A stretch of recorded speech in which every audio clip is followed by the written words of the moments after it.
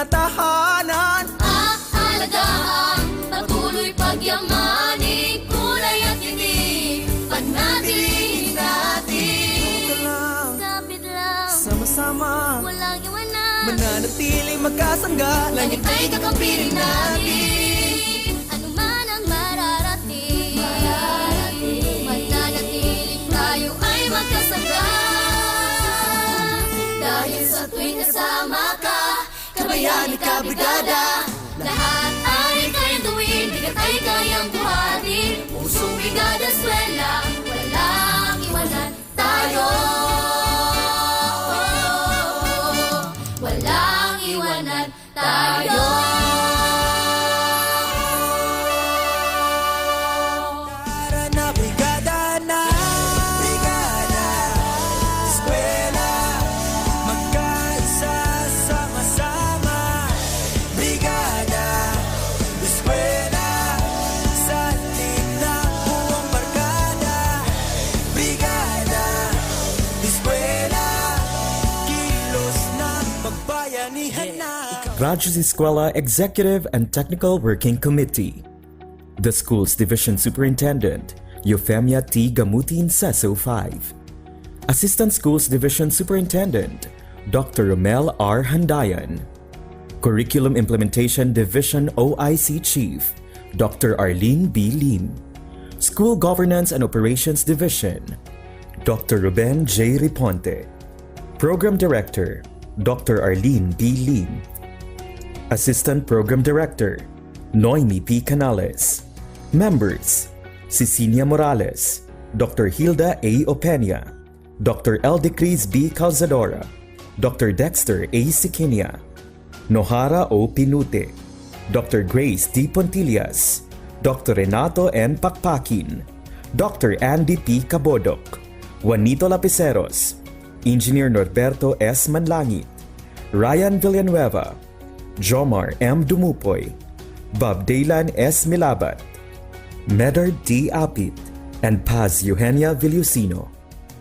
Technical Working Committee, Production and Communications, Lorely E. Quijano, Given G. Hinampas, Judiland T. Yu, Donna D. T. Bolifer, Mary Rose N. Resma, Riwen C. Manuel, Irene Lea C. Manguhon, and Bessie Aya N. Banyes. Social Media and Packaging Team, Christian Anhara L. Martesio, William R. Lanara, Joan T. Iscoton, Roberto S. Acusar Jr., May B. Istaniol, Richard H. Arellano, Ralph A. Tabanyag, Angelo C. Gutierrez Jr., Jade Karen R. Arais, Eliza May Garsuta, Sedi S. Caballero, and Jane S. Caballero.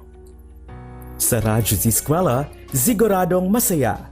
Right and only here at Z Radio 88.5, ang istasyong siguradong lingaw, siguradong kuyaw. Nagasibya gikan sa Bulawan ng probinsya sa Davao de Oro. Kini ang siguradong lingaw, siguradong kuyaw. 88.5 Z Radio. This is Z Radio 88.5.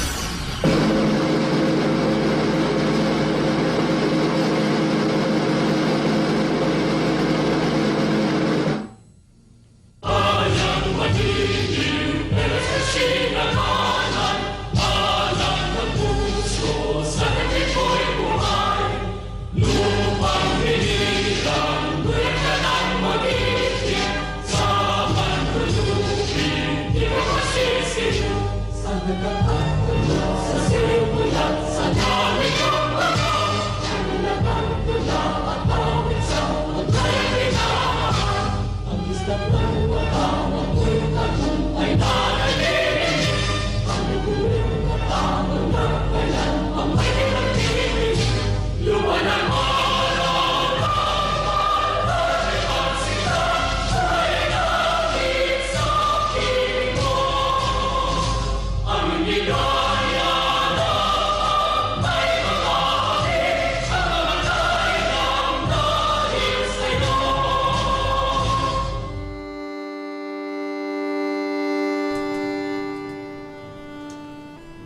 Good morning, province of Davao de Oro. Our food for thought for today is coming from the book of Matthew chapter 5, verse 14 and 15. It says, "A city that is set on a hill cannot be hid.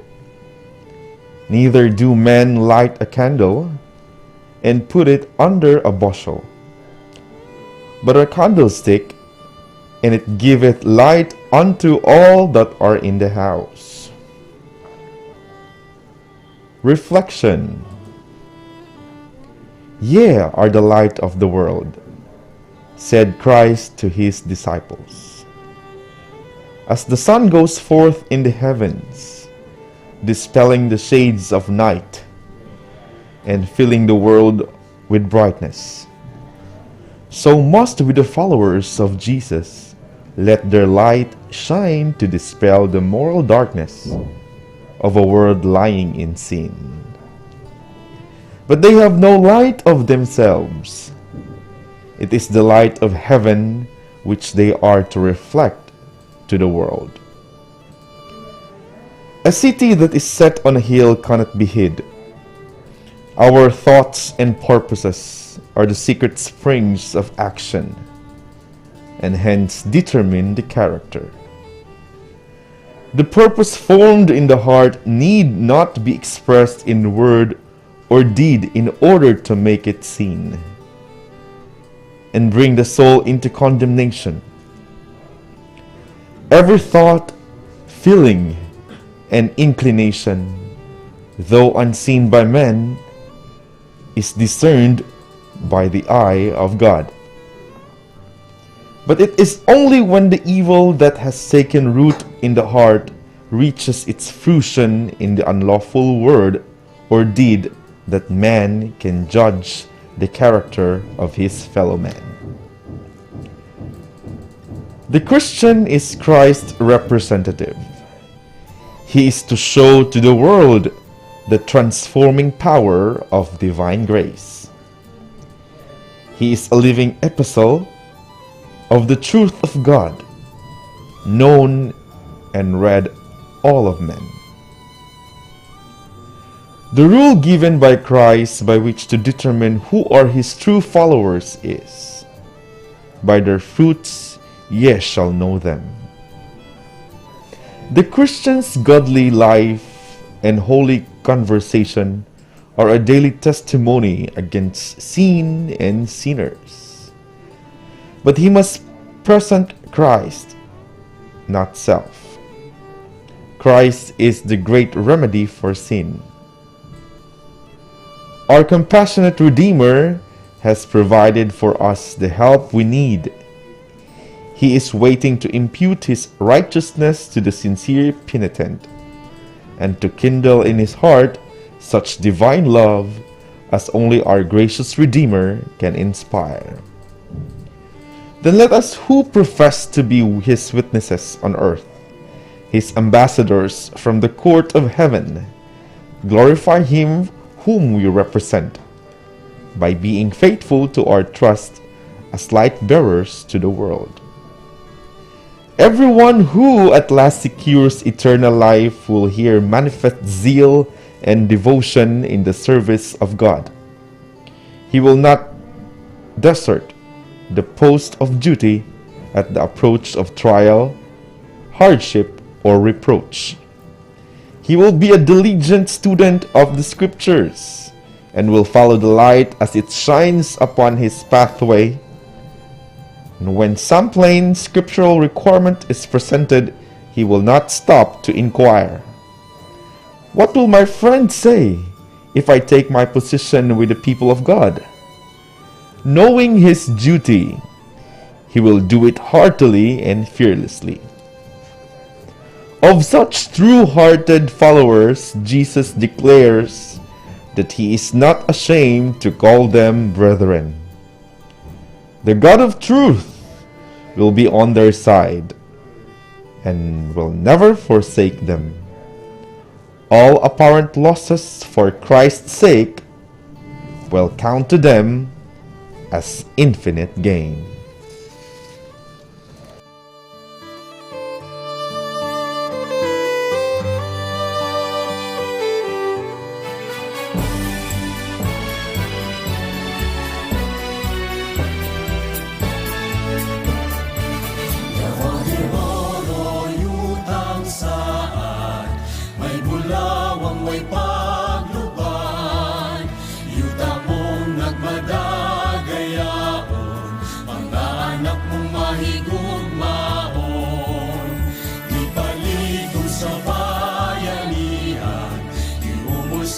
panagiusa, sa timuang may mabeya at sa pagtinabangan may kalangluan. Davao de Oro, bahandi mo nagasigla, gikan sa bubuhan. Davao de Oro, tuburan sa paglaom, sa Davaoan yung mahuswagon. Ang kaanyang mo makabibihan, talag sa undas sa kahitasan, kabukiran sa lumaki alimahan, bunga sa karagayan. Davao de Oro, yutang saan, may bulawang may pagluban, yuta mong nagmadagayaon, mga anak mong mahigugmaon. Ipaligod sa bayanihan, iumol sa panaghiusa, sa timumang may mabeya at sa pagtinabangan may kalangluan. Davao de Oro, kanimong nagamitan among kabulahanan. Davao de Oro, mapulawanong paraiso, sa nagiusang Davaoenyo. Ang kaanyang makabibihan, talag sa unggas sa kahitasan, kabukiran sa lumagi alimahan, bunga sa kalagayan. Davao de Oro, kanimong nagabitan among kabulahanan. Davao de Oro, mapulawanong paraiso, sa nagiusang Davaoenyo. Davao de Oro, dagat tuyutan, buhing bulawan. Davao de Oro, dagat tuyutan, buhing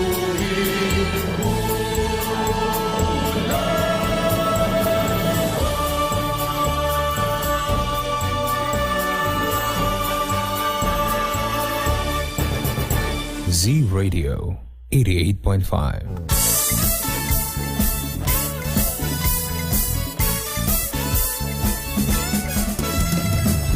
Check your time. It's already 26 minutes past the hour of 10. Again, atong oras karon alas 10:26 na sa buntag. Ayan, time check sa po sa atin ni Vice Governor Maria Carmen Zamora. Good morning, good morning, good morning, good morning, good morning, Golden Province of Davao de Oro. Lakip na sa mga atong mga silingang lalawigan nga abot ning atong simbahanan. It's a wonderful Tuesday and it's July 6, 2021. Good morning, Sir Drew! Good morning, Teacher Maymay, ug sa itong mga zuking tigpaminaw, most especially sa itong mga learners across the province of Davao de Oro, along with their parents and guardians, or fellow teachers. Maayong buntag ka natong tanan. Yes, good morning, good morning. So samahan niyo po kami as we open another episode po ng ating programang Radyo Z-Eskwela. Siguradong masaya. Yes, ang ating programa po hatid po sa atin ng DAPE Division of Davao de Oro in partnership with the Z Radio 88.5. Tama ka dyan, Teacher May. And aside sa itong on-air din sa itong paboritong istasyon, we do have our cross-line streaming gamit ang Facebook application. All you have to do is to like and to follow and subscribe all our FB pages such as the Z Radio 88.5, DepEd Tayo Division of Davao de Oro, and the Radyo Z-Eskwela DepEd Davao de Oro. So with those FB pages po mga ka-Z, mamihimo ipadangat ninyo ang inyong mga komento, questions, and recommendations, and even suggestions po as we continue our program para mas mapanindot pa dyan itong programa din sa Radyo Z-Eskwela. Okay, so it's already 10:27 po, and for our episode for today, ang ating pong pag-uusapan ay all about mathematics po.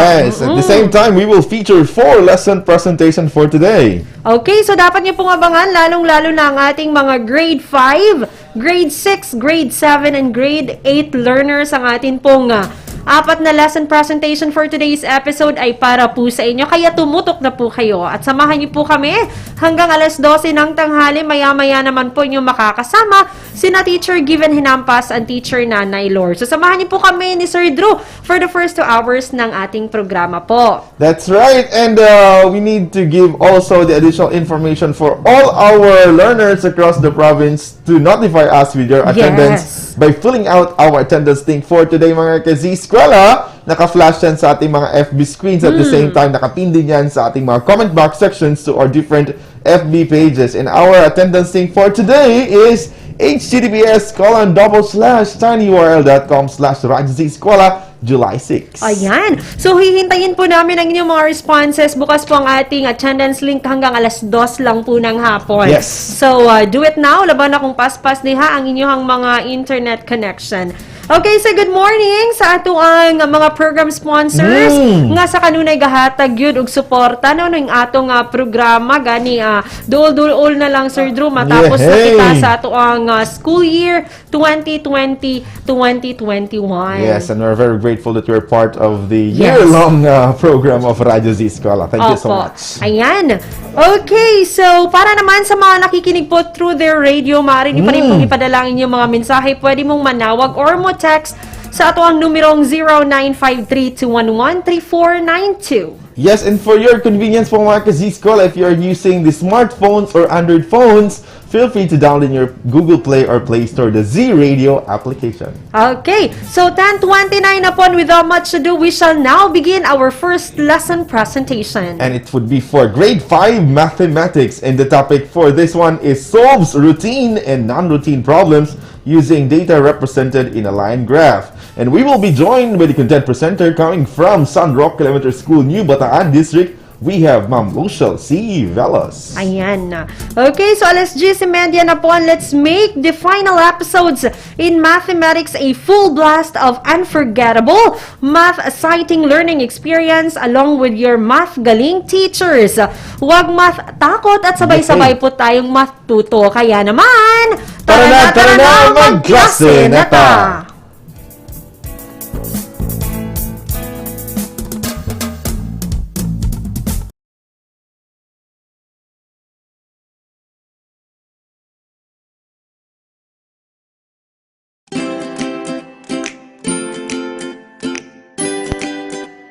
Good morning, everyone! Good morning, Davao de Oro! Good morning, grade 5 learners, and to our avid listeners of Z Radio 88.5 radio station.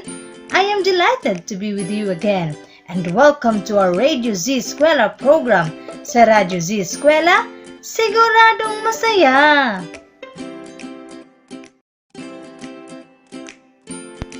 It's another fun and mathematic learning and excitement this Tuesday morning because math is fun!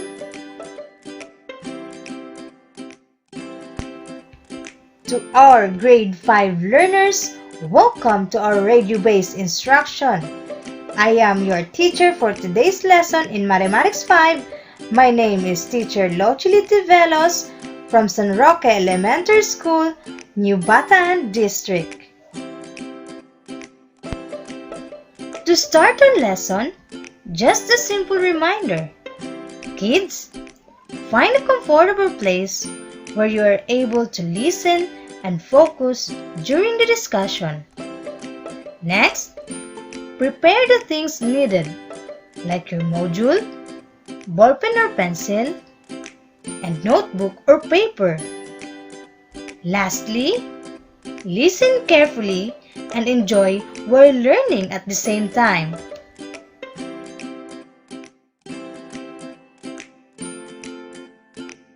Now let's learn another lesson. And our lesson for today is about solving routine and non-routine problems using data represented in a line graph.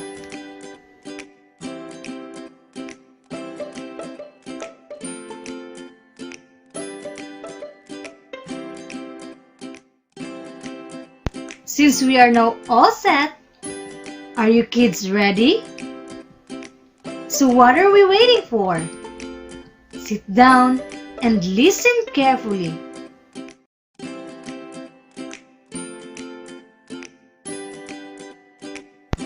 To start our lesson, let me ask you some questions and answer the following. Now you are going to study the graph and answer the questions that follow. Write only the letter of the correct answer in your notebook. Now here is a line graph. The title is Mark Score in Math Formative Test. We can see here the score of Mark in formative test from Monday up until Friday. Now on Monday, Mark's score is 8. On Tuesday, his score is 7. On Wednesday, Mark's score is 10. And on Thursday, Mark's score is 9. And lastly, on Friday, Mark's score is 9. Now, what is Mark's total score for the week? The first question is, what is asked? Now the choices are A. Mark's total score for the day, B. Mark's total score for the week, letter C. Mark's grade for the day, and letter D. Mark's grade for the week. What is the answer?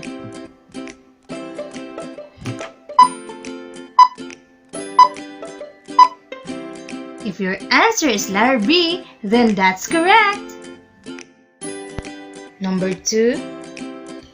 What facts are needed to solve the problem? The choices are A. 8, 6, 10, 9, and 5. Letter B. 9, 6, 10, 9, and 5. Letter C. 8, 7, 10, 9, and 9. And letter D. 8, 6, 10, 9, and 4. What is the answer?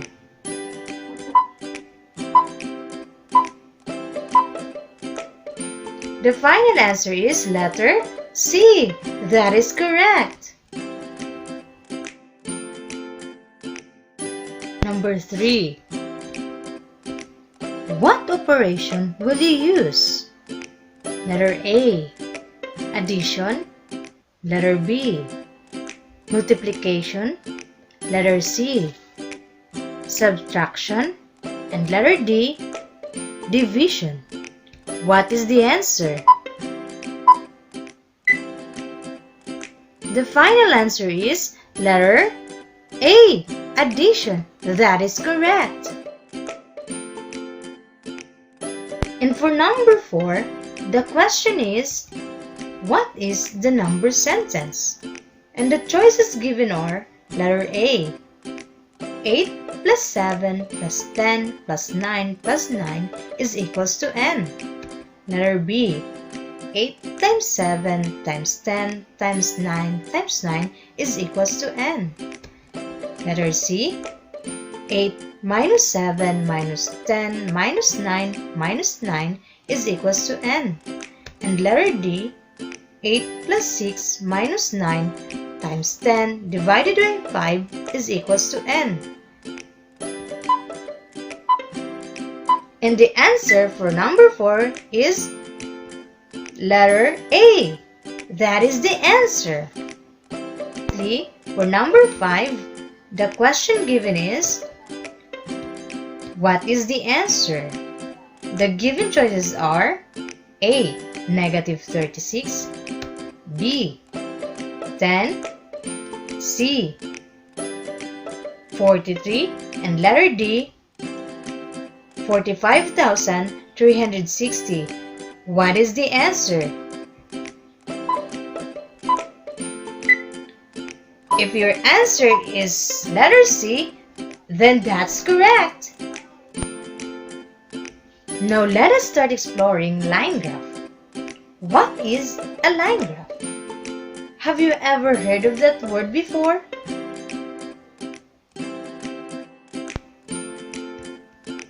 A line graph is a type of chart which displays information as a series of data points called markers, connected by straight line segments.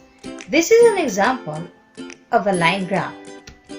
Line graphs are used to show data that changes over a period of time. In order to organize a line graph, we need to gather data based on the survey. Data obtained in surveys are organized in a chart or in a tabular presentation using tally marks.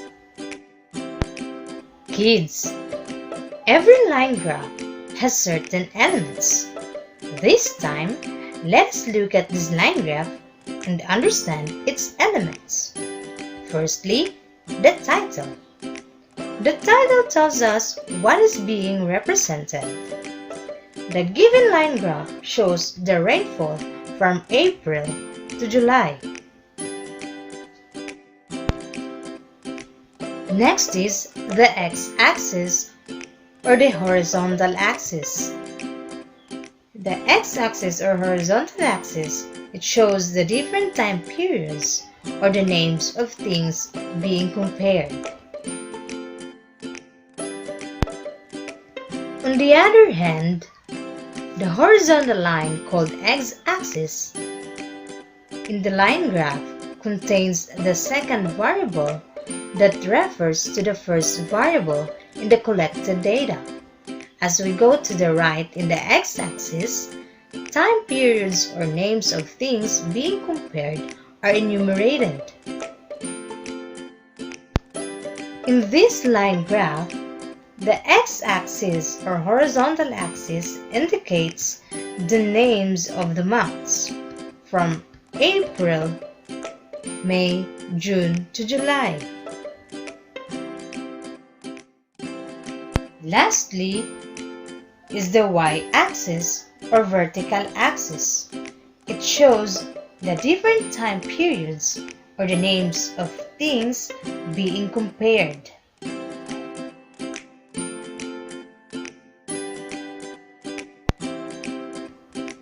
The line graph has a vertical line called y-axis, which contains the first variable in the collected data. As we go up through the y-axis, increasing values must be presented. It may represent almost any type of numerical data such as peso, scores, numbers of people, temperature, grades, etc.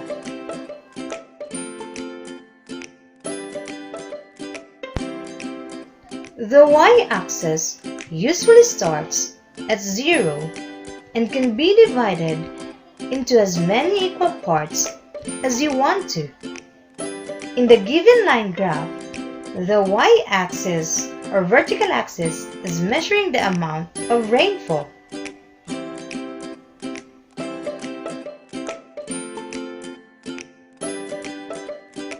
This time, let us learn how to read a line graph. This line graph shows the temperature recorded for the first 6 days in the month of January. Here, the title, Temperature in Philippines, tells us that the line graph is about the temperature in Philippines recorded for the first 6 days in the month of January. The x-axis indicates the number representing the days in January, and the y-axis gives the information about the temperature recorded in degrees Celsius. Now, observe this line graph and answer the questions that follows. Number 1. What is the temperature in day 5?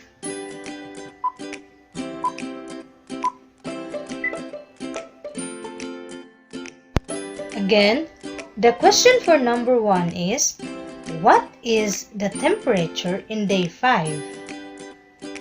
The answer is 28 degrees Celsius is the temperature on day 5. Next, number 2, the question is, which was the hottest day?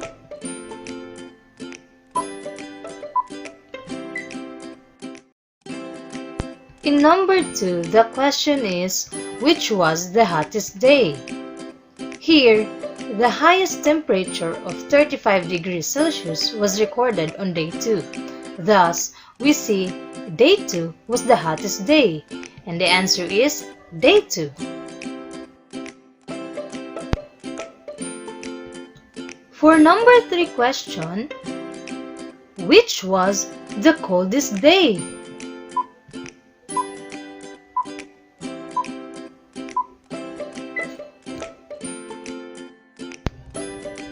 In this line graph, as day 3 has the least temperature of 25 degrees Celsius, the answer is day 3.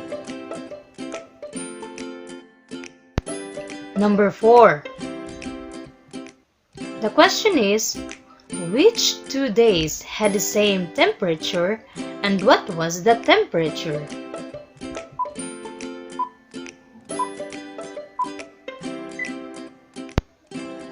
For the last question, we are looking if which 2 days had the same temperature and what was the temperature.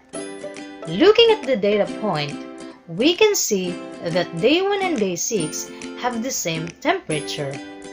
And the temperature corresponding to the data point is 30 degrees Celsius.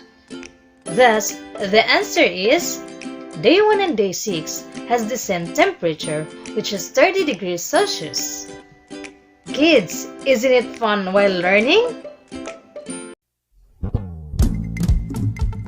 The Radyo Z-Eskwela program of the Division of Davao de Oro is being brought to you by Nueda Builders Construction and Supply Incorporated, Maverick Builders Incorporated, Mitch Construction and Supply, Archicons Architectural Construction and Supply, DB Construction and Supply, Hanaway Builders Corporation, Phoenix Corvada Tagum Gasoline Station, Master Construction and Supplies, Mackenzie Builders, GP&H Construction Incorporated, Metro Gear Construction Corporation, NEN Builders and Development Services Corporation, Max Mays Enterprises Incorporated, We Inc. Construction Company, Rangay Construction and Supply, East Sussex Enterprise, WM Construction, Councilor Boogie and Miss Marjorie Vertodazo, Icon Builders and Supply, and Apex Mining Company Incorporated.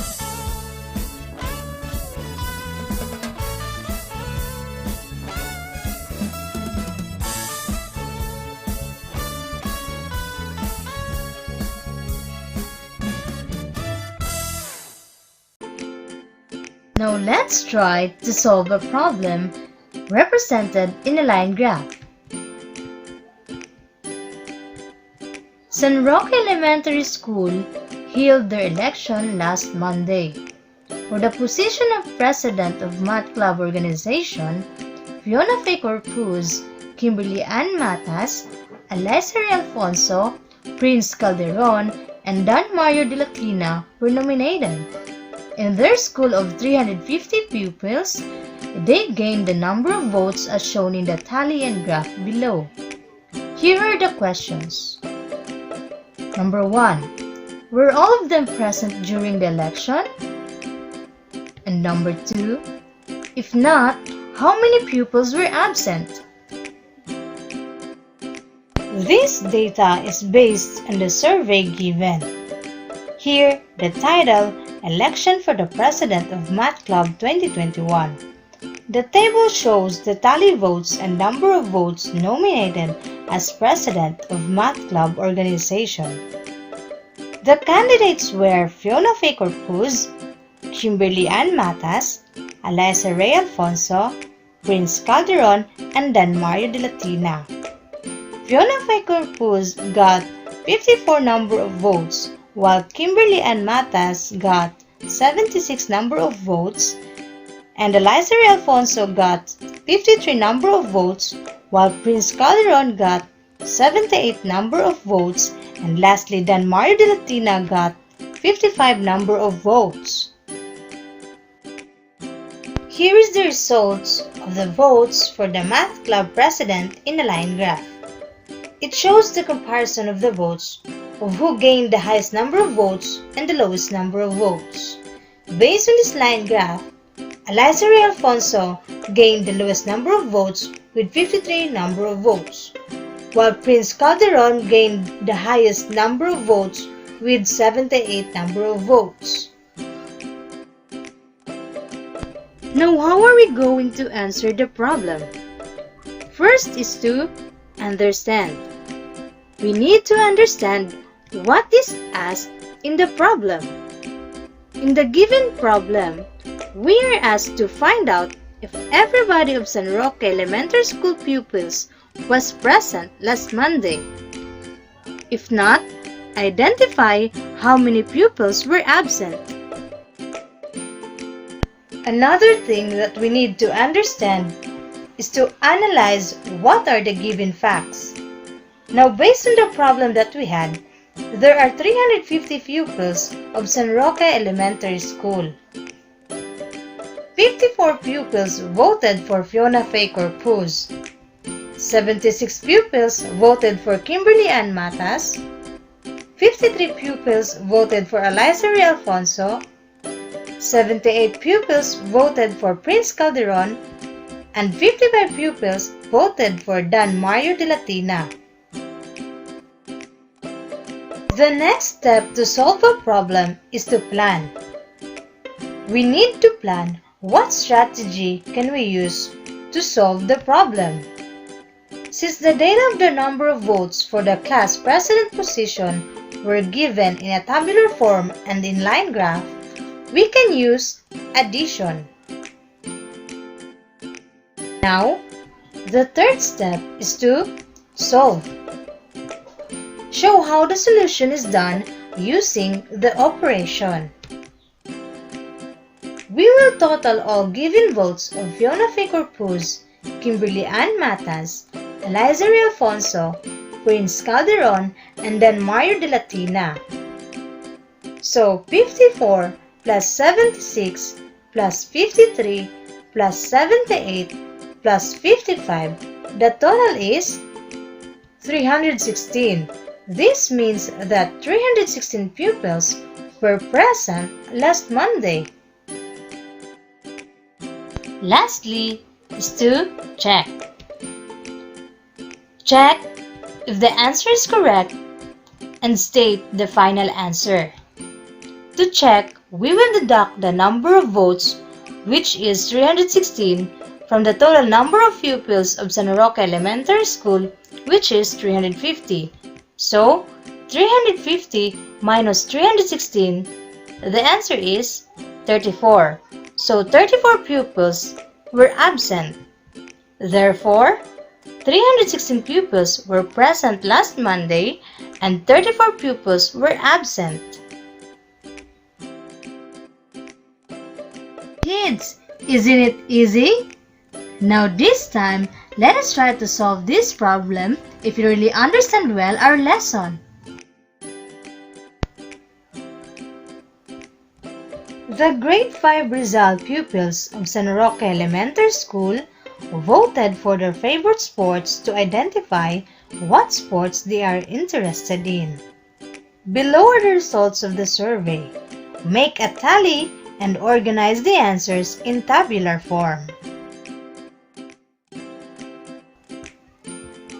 The respondent used the following code: A for volleyball, B for basketball, C for chess, D for swimming, and E for badminton.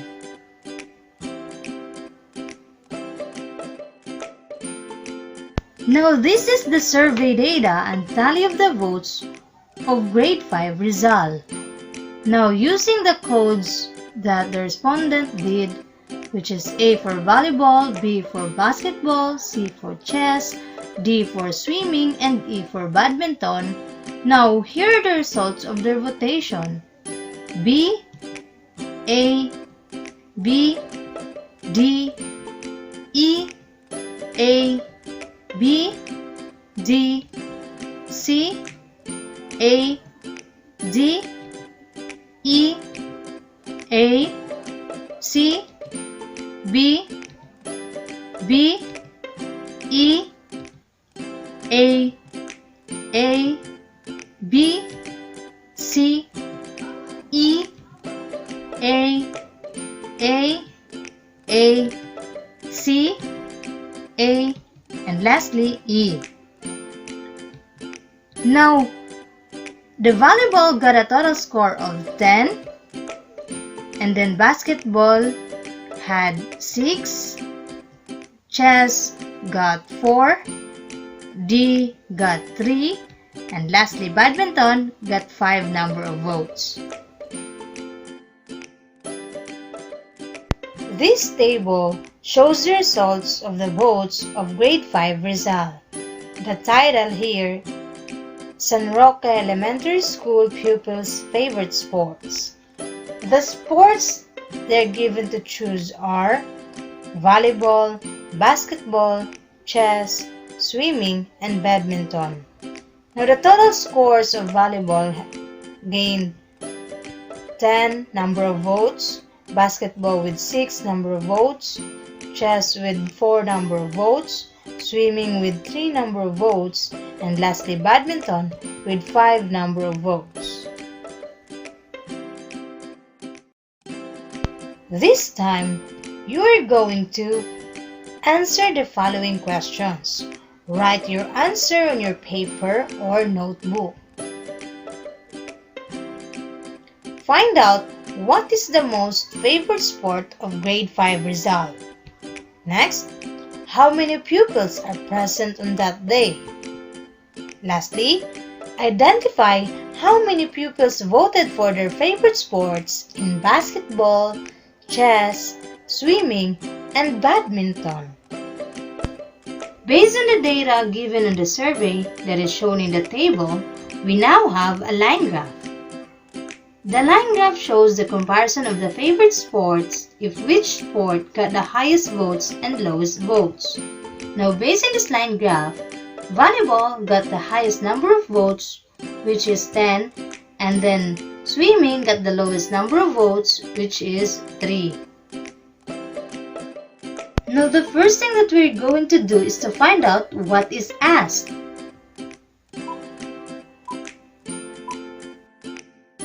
Now what is asked in the problem?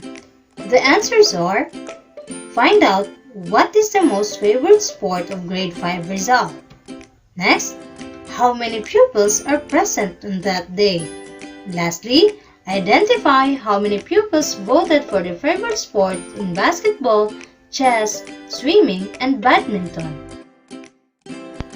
Next one, what are the given facts?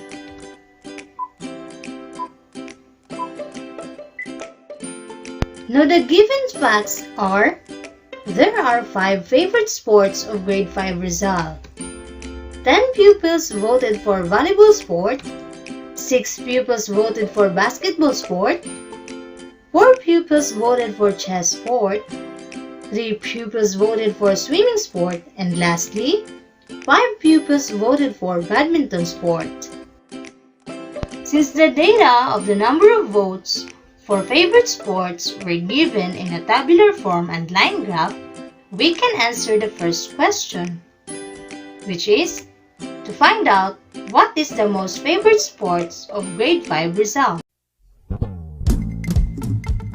The Radyo Z-Eskwela program of the Division of Davao de Oro is being brought to you by Nueda Builders Construction and Supply Incorporated, Maverick Builders Incorporated, Mitch Construction and Supply, Archicons Architectural Construction and Supply, DB Construction and Supply, Hanaway Builders Corporation, Phoenix Corvada Tagum Gasoline Station, Master Construction and Supplies, Mackenzie Builders, GP&H Construction Incorporated, Metro Gear Construction Corporation, NEN Builders and Development Services Corporation, Max Mays Enterprises Incorporated, We Inc. Construction Company, Rangay Construction and Supply, East Sussex Enterprise, WM Construction, Councilor Boogie and Miss Marjorie Vertodazo, Icon Builders and Supply, and Apex Mining Company Incorporated.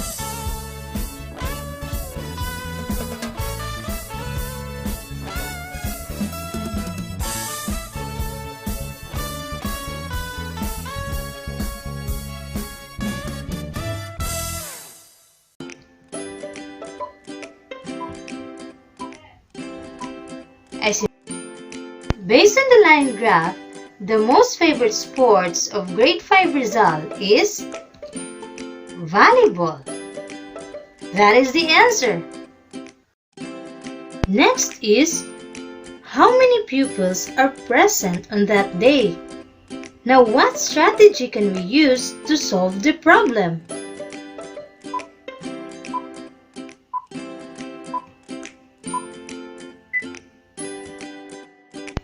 The question asked if how many pupils are present on that day. Now we will total all given votes of their favorite sports from volleyball, basketball, chess, swimming, and badminton. So, 10 plus 6 plus 4 plus 3 plus 5, the total is 28. This means that 28 pupils were present on that day. So the final answer is 28 pupils.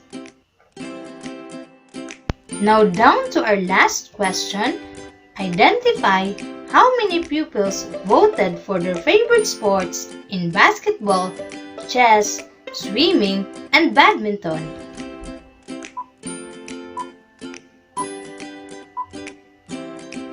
For the last question, we are going to check if how many pupils voted for their favorite sports in basketball, chess, swimming, and badminton. Now to check the answer, we will deduct the number of votes to those who voted volleyball as their favorite sport, which is 10, from the total number of pupils of grade 5 Rizal, which is 28. So, 28 minus 10, the answer is 18. Therefore, 18 pupils voted for their favorite sports in basketball, chess, swimming, and badminton. So the final answer is 18 pupils. Very good, kids! Now let me ask some questions if you really understand our lesson today. Now what is a line graph? Very good! A line graph is a type of chart which displays information as a series of data points called markers connected by straight line segments. We use line graphs to compare trends or changes over the same period of time for more than one group. Next question is, how are we going to solve a problem? Okay, in solving a problem, we need to first understand. We need to understand what does the problem ask for and what are the given data. Next is to plan. We need to plan if what operation is or are to be used. The third one is to solve. Show how the solution is done using the operation. And lastly is to check if the answer is correct, and we will state now the final answer.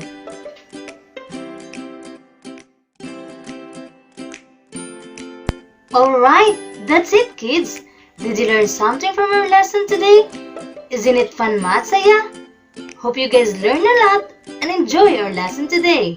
This is your teacher in grade 5 mathematics, Teacher Lochili Tivelos. Thank you for listening. Keep safe and have a good day.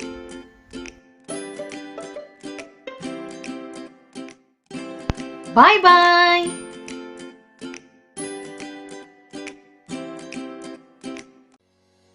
Radyo Z-Eskwela Executive and Technical Working Committee. The school's division superintendent, Euphemia T. Gamutin, CESO 5. Assistant Schools Division Superintendent, Dr. Romel R. Handayan. Curriculum Implementation Division OIC Chief, Dr. Arlene B. Lim. School Governance and Operations Division, Dr. Ruben J. Riponte. Program Director, Dr. Arlene B. Lim. Assistant Program Director, Noemi P. Canales. Members, Cecilia Morales, Dr. Hilda A. Opeña, Dr. Eldecris B. Calzadora, Dr. Dexter A. Siquinia, Nohara O. Pinute, Dr. Grace D. Pontillas, Dr. Renato N. Pakpakin, Dr. Andy P. Cabodok, Juanito Lapiceros, Engineer Norberto S. Manlangit, Ryan Villanueva, Jomar M. Dumupoy, Bob Daylan S. Milabat, Medard D. Apit, and Paz Eugenia Villusino. Technical Working Committee, Production and Communications, Lorely E. Quijano, Given G. Hinampas, Judiland T. Yu, Donna D. T. Bolifer, Mary Rose N. Resma, Riwen C. Manuel, Irene Lea C. Manguhon, and Bessie Aya N. Banyes. Social Media and Packaging Team, Christian Anhara L. Martesio, William R. Lanara, Joan T. Iscoton, Roberto S. Acusar Jr., May B. Istaniol, Richard H. Arellano, Ralph A. Tabanyag, Angelo C. Gutierrez Jr., Jade Karen R. Arais, Eliza May Garsuta, Sedi S. Caballero, and Jane S. Caballero. Sa Radyo Z-Eskwela, siguradong masaya. Right and only here at Z Radio 88.5, ang istasyong siguradong lingaw, siguradong kuyaw.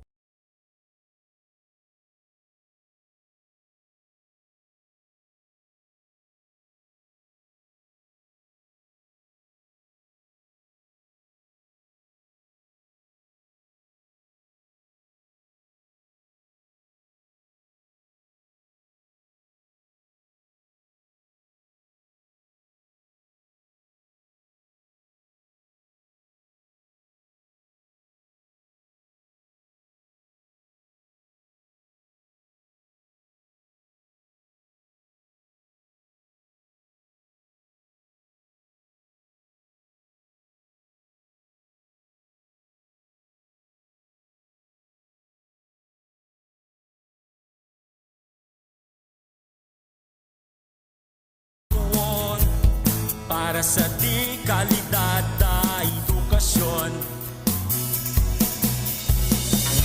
balik eskwela na naman, isa puso ang kahandaan, handang isip, handa bukas, sa pagkakaisa ay may lakas.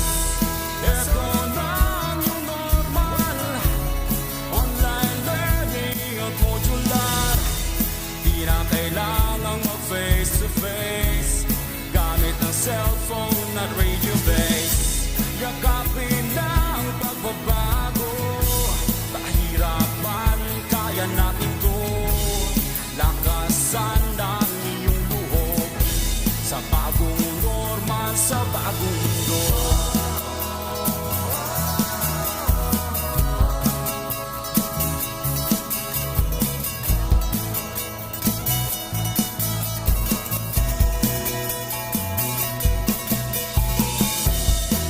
Kristiyano at katutubo, isang hanggarin saan patungo. Ipagpatuloy pag-aaral mo, tagumpay ay naghihintay sa'yo.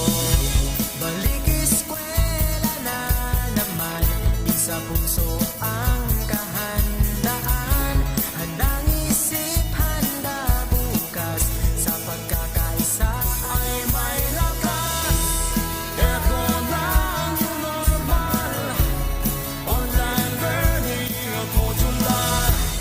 Di na kailangang mag-face-to-face, gamit ng cellphone at radio base. Yakapin na ang pagbabago, pahirapan, kaya natin to.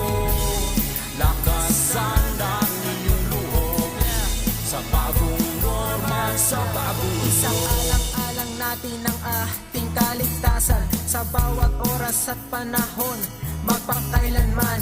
Hangat palagi ng ating paaralan, ang ligtas ang kabataan. Tayo ay magkaisa, halina't sama-sama kasali lahat, kasama lahat, para sa lahat. Pilipinas, maghanda ka na, balik eskwela na tara. Tayong lahat sabay-sabay, pagkakaisa ay may lakas. Ito na ang new normal, online learning at modular. Di na kailangan mag-face to face, gamit ang cellphone at radio base. Yakapin na ang pagbabago, pahirapan kaya natin to. Lakasan ang inyong loob, sa bagong normal, sa bagong mundo. Sa bagong normal, sa bagong mundo. Sa bagong normal, sa bagong mundo. Z Radio 88.5.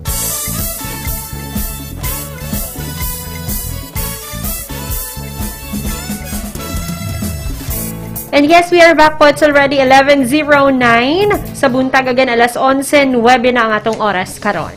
Yes, we're done with our first lesson presentation po mga ka-Z-Eskwela para sa itong mga estudyante sa grade 5 na sa subject ng mathematics. So the topic for this one is solves routine and non-routine problems using data represented in a line graph. And we would like to say thank you so much po sa atuang content presenter from San Roque Elementary School diha sa New Bataan District ni si Ma'am Lochile C. Velas. Yes, Tama na Lochile. dyan pagka-pronounce. Yes, so ayan, hello Ma'am Lochile, congratulations po at maraming salamat. Ayan, so speaking of pasalamat, no, nais rin po nating pasalamatan po ang ating mga program sponsors nga sa kanunay gahatag og suporta ning atong programa. We have this Nueda Builders Construction and Supply Incorporated, Maverick Builders Incorporated, Mitch Construction and Supply, Arkikans Architectural Construction and Supply, DB Construction and Supply, Kanaway Builders Corporation, Phoenix Curvada Tagum Gasoline Station, Master Construction and Supply, Mackenzie Builders, and Jeepin H Construction Incorporated. Ayan, so once again, maraming thank you po. Ayan, sa lahat ng ating mga learners, once again, we are encouraging you to kindly notify us with your attendance. Bukas po ang ating link hanggang alas 2 po ng hapon.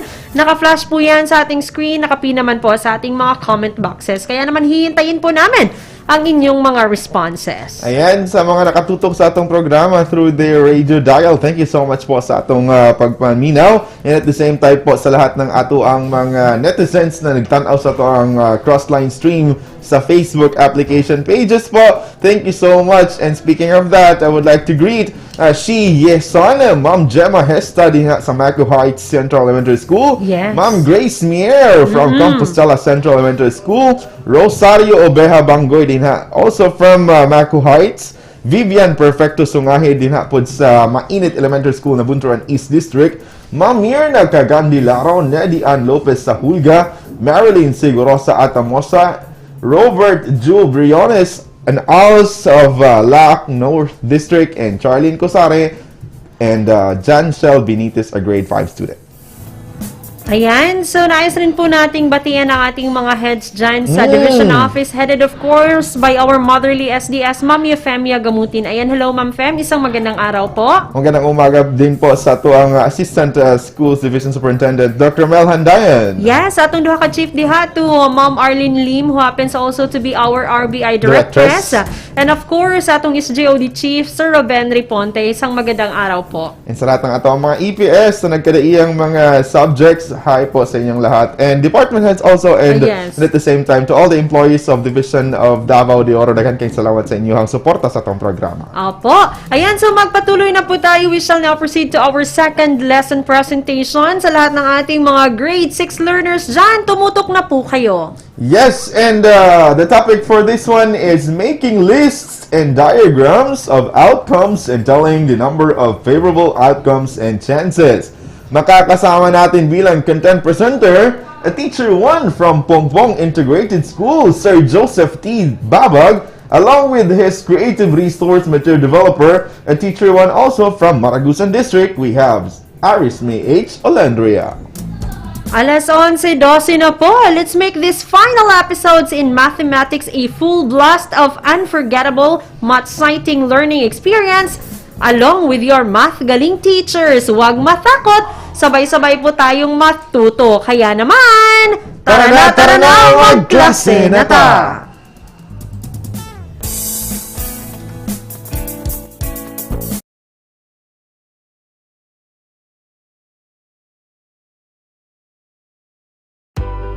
Good morning, Davao de Oro. Good morning, grade 6 learners. Welcome to a radio-based instruction in Mathematics 6 in collaboration with Radyo Z-Eskwela and Z-Radio 88.5, Siguradong Lingaw, Siguradong Kuyaw. This is your teacher in Mathematics 6, Teacher Joseph Babag, bringing you another fun and exciting math-amazing lessons and activities today. Today is our last lesson on air in our mathematics subject for this school year. So, make yourselves ready and prepare all the necessary materials like your modules, notebook, and ballpen. As we start our lesson, be sure to listen attentively and follow all the instructions in every activity. At the end of the session, you are expected to achieve the following objective. Makes listings and diagrams of outcomes and tells the number of favorable outcomes and chances using these listings and diagrams.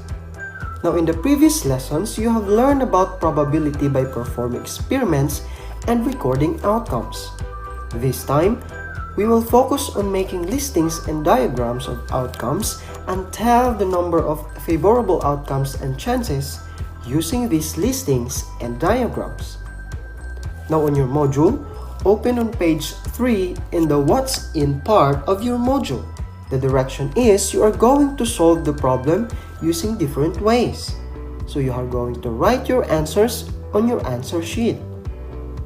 Now we have here a menu posted on the wall of Snack House.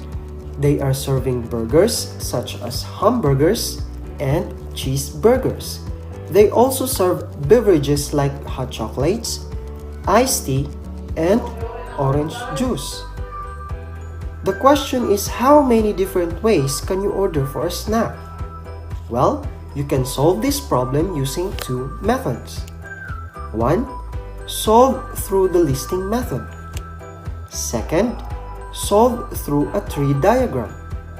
Now in the first method, which is the listing method, all we have to do is to make a list of all possible outcomes or combinations of snacks. So, let's start making a list. Alright, you can have a combination of hamburger and hot chocolate. Or it could be hamburger and iced tea. Or hamburger and orange juice. You may like also the combination of cheeseburger and hot chocolate. It could be cheeseburger and iced tea, or cheeseburger and orange juice. Now based on the given data, do you have an idea how many ways you can order your snack using the first method or the listing method? You will observe that based on the given list, there are 6 possible ways to order your snacks. Yes, and another way to solve the problem is by using the second method using a tree diagram. So, we have here a tree diagram. One for a hamburger and another one for a cheeseburger. The hamburger can be paired with hot chocolate, iced tea, or an orange juice. Instead of a hamburger, you can also choose a cheeseburger paired with a chocolate, iced tea, or an orange juice. So the first combination would be hamburger and hot chocolate. Second, hamburger and iced tea. Third, hamburger and orange juice. Fourth is cheeseburger and hot chocolate. And fifth, cheeseburger and iced tea. Lastly, cheeseburger and orange juice. Again, you will observe that there are 6 possible combinations of menu that you can choose. Now, do you have an idea on our lesson today? That's good. Anyway, we'll continue. When dealing with probabilities, it is important to be able to identify all the possible outcomes called Sample space. Yes, you heard it right. When you say a sample space, it is a list of all the possible outcomes in an activity or experiment. We can identify sample spaces in a number of ways, including lists, tree diagrams, and tables or grids. Now, what is listing? And how to use tree diagrams and tables or grids? We are going to discuss these ways one by one. When you say listing outcomes, it is one of the systematic processes of writing the sample spaces. It is simple listing every possible outcome. This means that listing or counting all the possible outcomes enables us to calculate the probability to any particular event occurring. For example, number 1, Ben has 4 kinds of fruits, namely mango, guava, banana, and apple in his fruit basket. He wants to eat 2 kinds of fruits. What would be the possible combinations of fruits he has? Now in this problem, we are going to list all the possible combinations of fruits. So remember that Ben has 4 kinds of fruits in his basket. So the possible combinations could be mango and guava. Second, mango and banana. Third, mango and apple. Fourth, guava and banana. Fifth, guava and apple. And the sixth, banana and apple. The list shows that there are 6 possible combinations of fruits that Ben can choose. Sounds easy, right? Now let's proceed to example number 2. Roy goes to a coffee shop. He chooses 1 drink and 1 snack. The table shows what the coffee shop offers. So you see, for drinks, they offer tea and coffee, whereas they offer brownie, muffin, and pastry for snacks. If we write down all the possible combinations of drink and snack that Roy can order, we will arrive in these combinations: tea and brownie, tea and muffin, tea and pastry, coffee and brownie. Next is coffee and muffin, and lastly, coffee and pastry. The list shows that there are 6 possible combinations that Roy can choose. Now, the another way to identify possible outcomes is the use of tree diagram. Yes, when you say tree diagram, it is a tool or drawing with line segments to provide visual representation of the different possible paths for the outcomes. So, in this method, we are going to make or draw a visual representation using line segments. For example, number 1, how many snacks combinations can you make with 1 food choice and 1 fruit choice? Now for the food choices, you can choose burger or siopaw. For the fruit choices, the fruits are melon, guava, banana, and papaya. Now for our solution, we will use tree diagram to find out all the possible outcomes. First, we will use the burger and siopaw as the food choices. Each food choices can be paired with 4 different fruit choices. So, we will consider first the burger. The burger can be paired with melon. It can also be paired with either guava, banana, or papaya. Now let's consider the siopaw. The siopaw can be paired with melon and could also be paired with guava, banana, or papaya. Now let's see how many combinations do we have. We have here a combinations of burger and melon, burger and guava, burger and banana, and burger and papaya. Another combinations are siopaw and melon, siopaw and guava, siopaw and banana, and lastly, siopaw and papaya. Thus, based on the tree diagram, we got 8 possible outcomes. Very good. Now for example number 2. Jemar is going to a party. He has 5 new shirts and 2 new pairs of pants in his cabinet. How many possible combinations of shirts and pants can he have? Well, this time still we will be using the tree diagram to find the solution of the possible combination of shirts and his pants. So, Jemar has 5 new shirts and 2 new pair of pants. Now, based on this given, we will make an illustration or diagram. We have here shirt 1, shirt 2, shirt 3, shirt 4, and shirt 5. We also have pants A, pants B. Take note that each new shirt can be paired with 1 pants. Now we have shirt 1 can be paired with either pants A or pants B. And for the shirt number 2 or shirt 2 can be paired with either pants A or pants B. And the shirt 3 can be paired with either pants A or pants B. And the shirt 4 can also be paired with either pants A or pants B. Lastly, shirt 5 or shirt number 5 can be paired with either pants A or pants B. Now, let's find out what are the combinations that we made.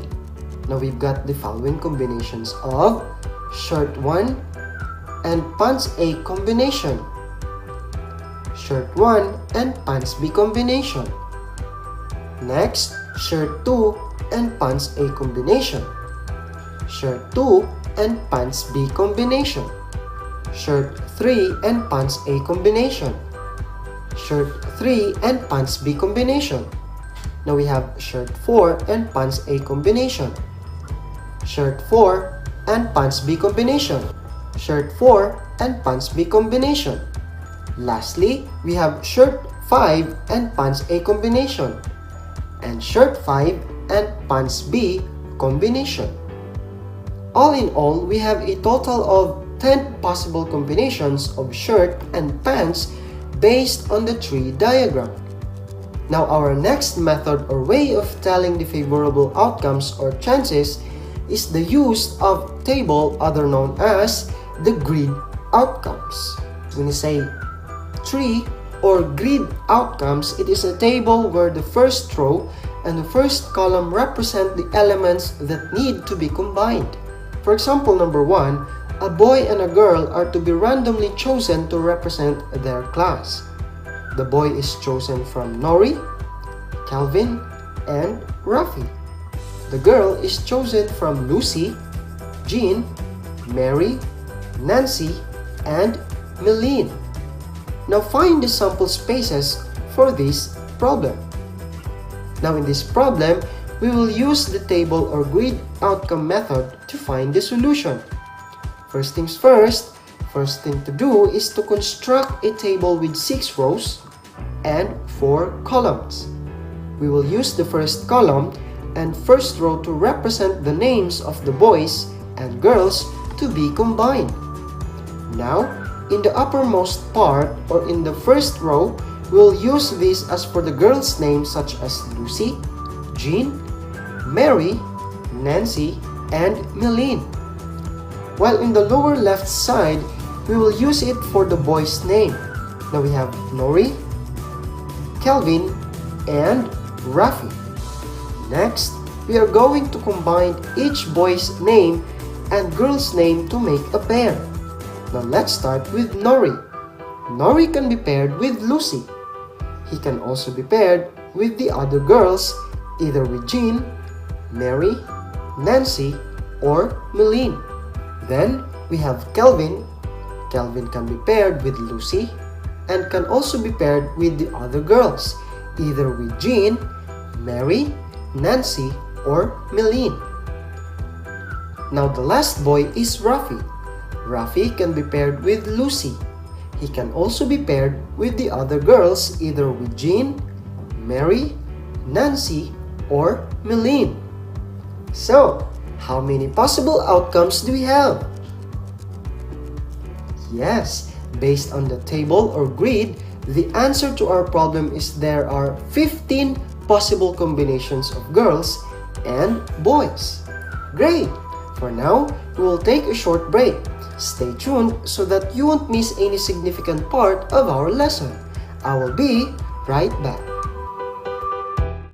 The Radyo Z-Eskwela program of the Division of Davao de Oro is being brought to you by Nueda Builders Construction and Supply Incorporated, Maverick Builders Incorporated, Mitch Construction and Supply, Archicons Architectural Construction and Supply, DB Construction and Supply, Hanaway Builders Corporation, Phoenix Corvada Tagum Gasoline Station, Master Construction and Supplies, Mackenzie Builders, GP&H Construction Incorporated, Metro Gear Construction Corporation, NEN Builders and Development Services Corporation, Max Mays Enterprises Incorporated, We Inc. Construction Company, Rangay Construction and Supply, East Sussex Enterprise, WM Construction, Councilor Boogie and Miss Marjorie Vertodazo, Icon Builders and Supply, and Apex Mining Company Incorporated.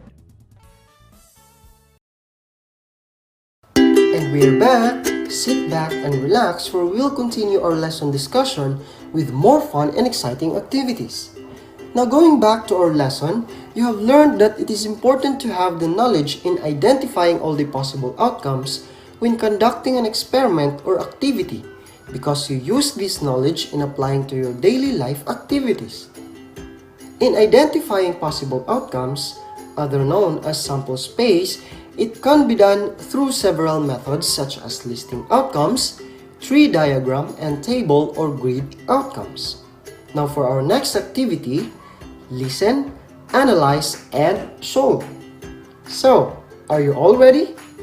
Sure you are. Now listen carefully. Joy has a black and green pants with white, yellow, blue, and red shirts in her cabinet. How many different choices of pants and shirts can she wear?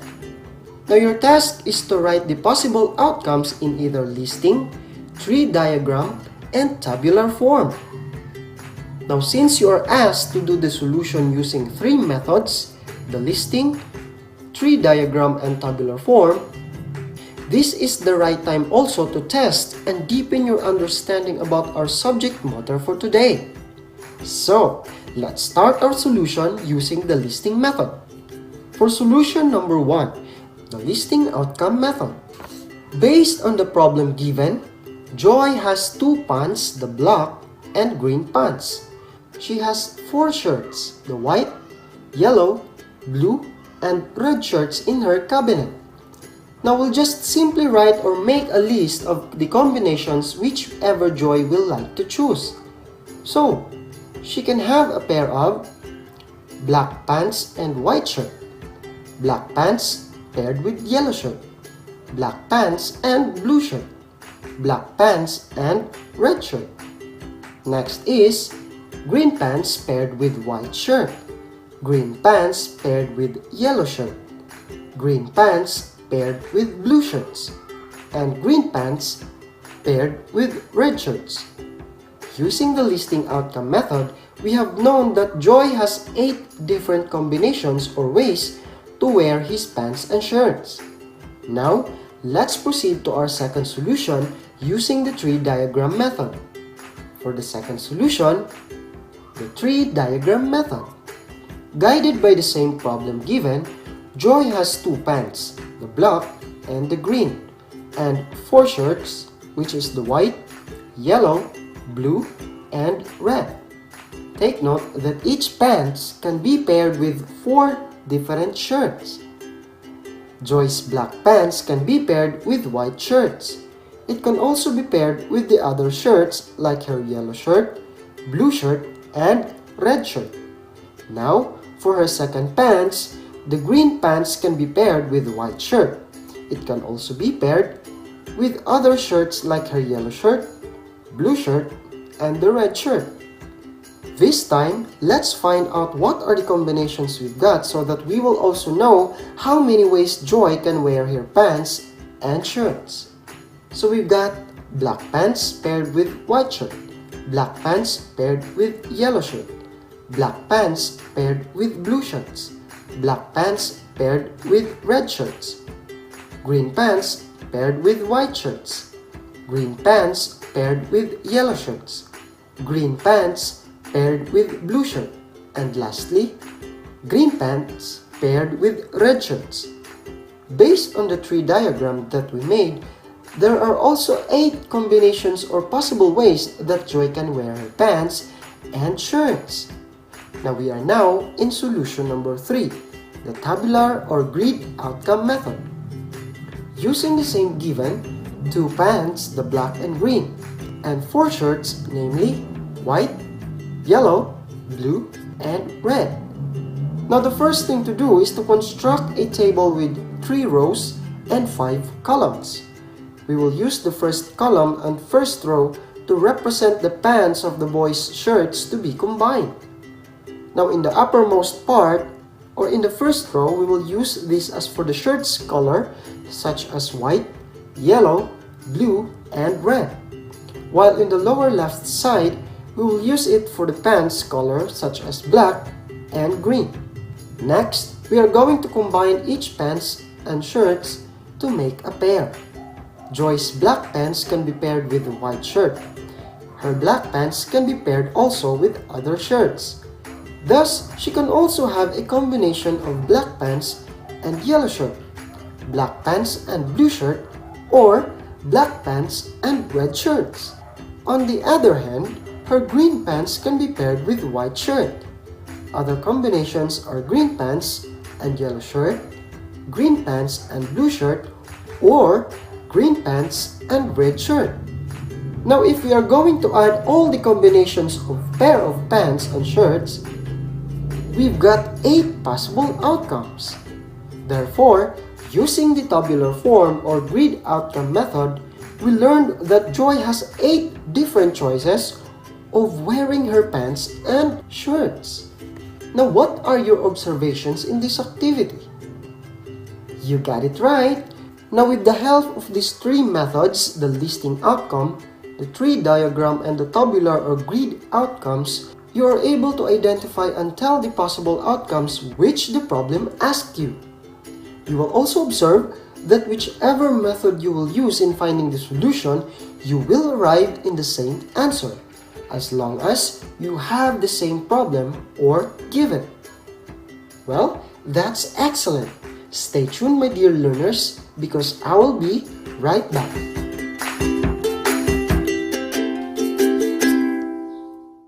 The Radyo Z-Eskwela program of the Division of Davao de Oro is being brought to you by Nueda Builders Construction and Supply Incorporated, Maverick Builders Incorporated, Mitch Construction and Supply, Archicons Architectural Construction and Supply, DB Construction and Supply, Hanaway Builders Corporation, Phoenix Corvada Tagum Gasoline Station, Master Construction and Supplies, Mackenzie Builders, GP&H Construction Incorporated, Metro Gear Construction Corporation, NEN Builders and Development Services Corporation, Max Mays Enterprises Incorporated, We Inc. Construction Company, Rangay Construction and Supply, East Sussex Enterprise, WM Construction, Councilor Boogie and Miss Marjorie Vertodazo, Icon Builders and Supply, and Apex Mining Company Incorporated.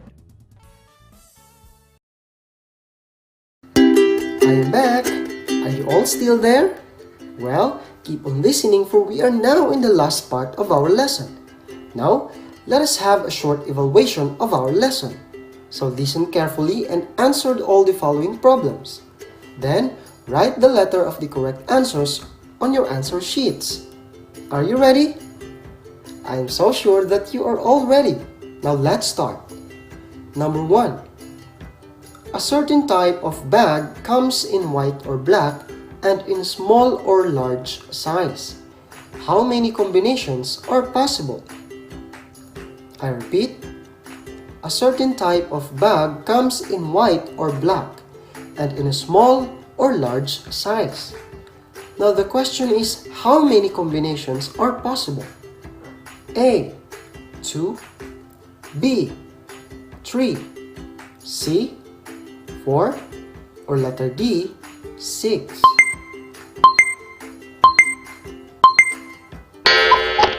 Jethro picks a number from 1 to 4 and chooses the color red, green, or yellow. What is the total number of outcomes? Again, Jethro picks a number from 1 to 4 and chooses the color red, green, or yellow. What is the total number of outcomes? A, 6, B, 9, C, 12, or letter D, 24.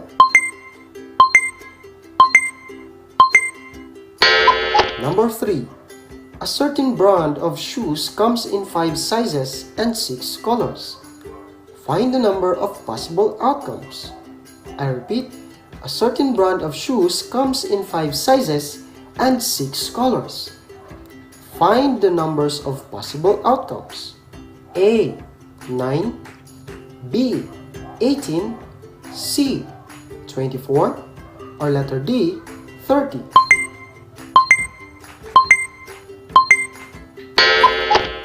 Number 4.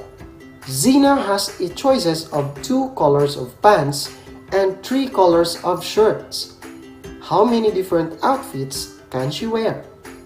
I repeat, Zina has a choices of 2 colors of pants and 3 colors of shirts. How many different outfits can she wear? A, 4, B, 6, C, 7, D, 8. Next number, which shows the sample space for flipping 2 coins? Which shows the sample space for flipping 2 coins? A, H, T, and double T. B, double H, and double T. Letter C, HT, and double H. Or letter D, double H, HT, and TH.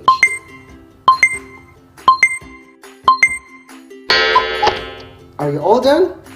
Well, that sounds great. Alright, let's check your word. For item number 1, the correct answer is correct. It's letter C. For item number 2, what do you think is the correct answer? Yes, the correct answer is letter C.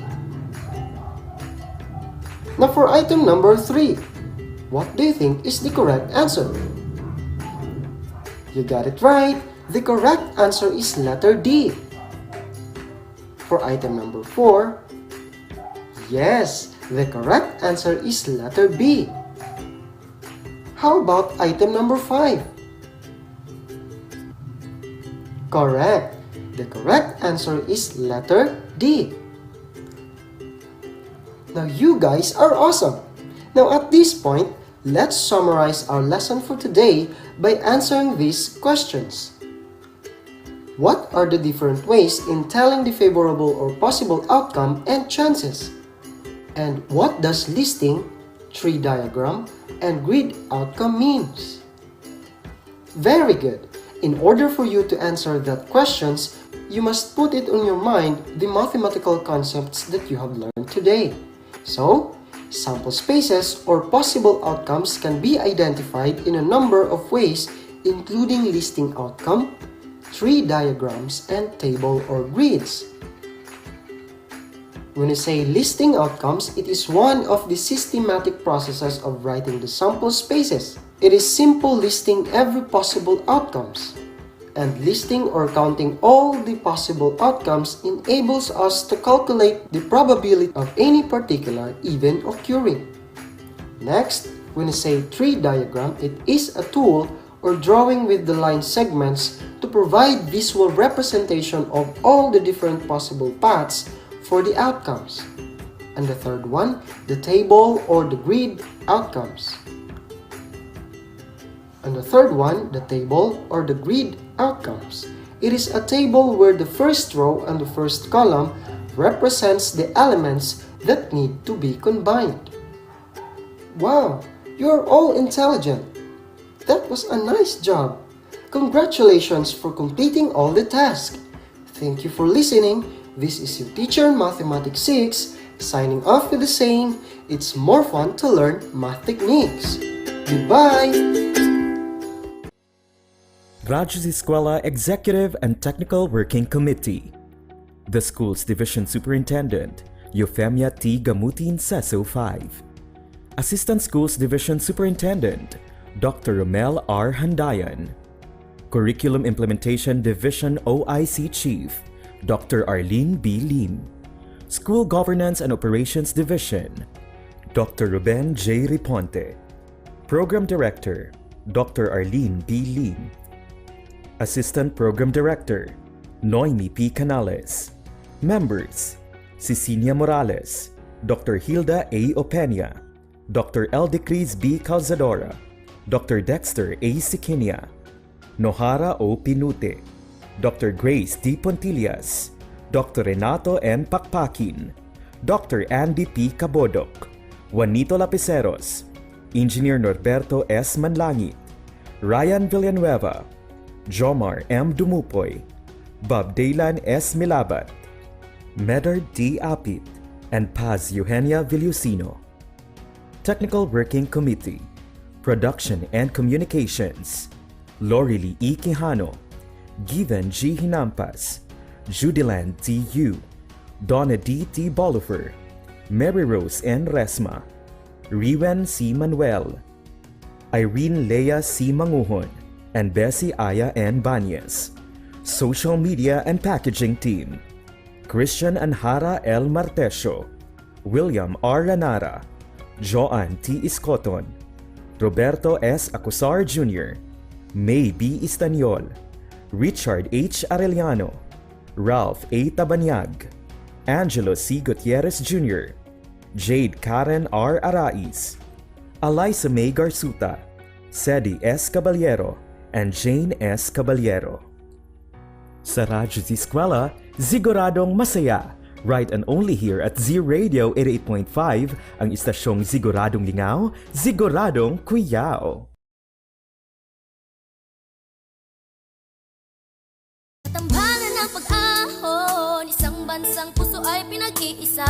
Nang diin, lahat tayo'y uunlad at aangat. Hilyan tayo, kabrigada, diwa ng bayanihan, atin ang kasimula. Man ang mararating, mananatiling tayo ay magkasangga.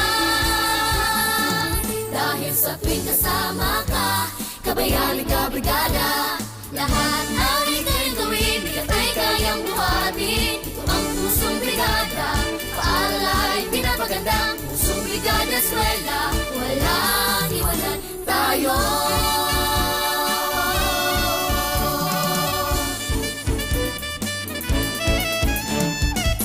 Paano lang, tinatawag na tahanan. Aalagaan, patuloy pagyamanin, kulay at ngiti, panatilihin natin. Ito lang, Kapit lang, sama-sama, walang iwanan, mananatiling magkasangga. langit ay kakampirin natin. Ano man ang mararating, mananatiling tayo ay magkasangga.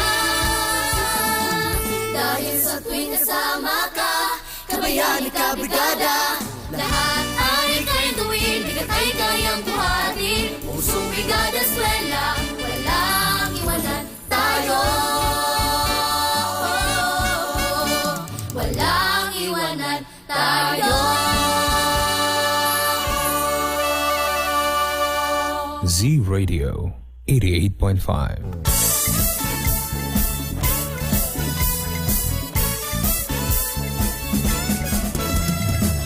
Tayo po'y nagbabalik mga ka-Z-Eskwela. Oras na ito karon, alas 11:47 na sa buntag. Ayan mga ka-Z, so natapos na natin i-feature ating second lesson presentation for today para sa to ang mga grade 6 learners sa subject ng mathematics. And the topic for that was making lists and diagrams of outcomes and telling the number of favorable outcomes and chances. So we would like to say thank you so much po sa toang content presenter, Teacher 1 from Pungpong Integrated School, Sir Joseph T. Babag. Sir, thank you so much and congratulations. And so with his creative resource material developer, Teacher 1 naman from Maragusan District, we have Aris May H. Olandria. Ayan, so to the both of you, maraming salamat po and congratulations. Okay, sa mga kakatunin lang, natapos na po nating ma-air ang ating first 2 lesson presentations. We're done with our grade 5 mathematics. And the topic was about solves routine and non-routine problems using data represented in a line graph. At katatapos lang, Sir Drew, ang ating grade 6 mathematics po, ang making list and diagrams out of outcomes and telling the number of favorable outcomes and chances. So ano ba ang mga dapat pa nilang pakatutukan sa ating programa? Yes, Teacher May, later on po, 12 to 2 p.m., makakasama nyo po ang isa sa mga anchors sa diri sa DepEd 11, si Teacher Given Hinampas, and he will feature also or give you the 2 lesson presentation for the grade 7 mathematics and grade 8 mathematics. Ayan, so samahan niyo po sila ni Nanay Lor maya po hanggang 2:00 ng hapon. Only here pa rin po yan sa inyong paboritong programa. Ito po ang Radyo Z-Eskwela. Siguradong masaya. Dito po yan sa Z-Radio 88.5. Ang istasyong Siguradong Lingaw. Siguradong kuya. Yes, Sir Drew. So karon buot namong pasalamatan once again po our program sponsors. Maraming thank you. Metro Gear Construction Corporation. Thank you so much, Nan Builders and Development Services Corporation. Max Mays Enterprises Incorporated. We in Construction Company. Rangay Construction and Supply. East Sussex Enterprise. WM Construction. Hello to Councilor Boogie and Miss Marjorie Vertudazo. Acon Builders and Supply. Apex Mining Company Incorporated. At sa Pahati Construction. Ayan sila po ang ating mga program sponsors. Maraming salamat po. Ayan po mga ka-Z. So patuloy pa rin tayong makatutok sa ato ang programa sa Radyo Z-Eskwela sa atong cross-line streaming to our different FB pages. And if you missed this episode mga ka-Z, wag nang malungkot pa since sa pag-start pa sa atong school year 2020-2021, we downloaded all our lesson presentation through our YouTube channel na Radyo Z-Eskwela DDO. Again, kindly like and subscribe, and of course, click the notification bell of our YouTube channel para update mo ma-notify sa tanan natong mga downloaded lesson presentations para na sa atong mga learners, not only for this province but still worldwide naman ng YouTube, Teacher Marino. So makabenepisyo po din siya sa all other learners from other places in the country and in the world. Yes po. Ayan, so nais lang po natin i-acknowledge pala po ang ating education program supervisor sa ating featured subject for today na mathematics, to Sir Renato Pakpakin. Ayan, hello sir, isang magandang umaga po sa iyo.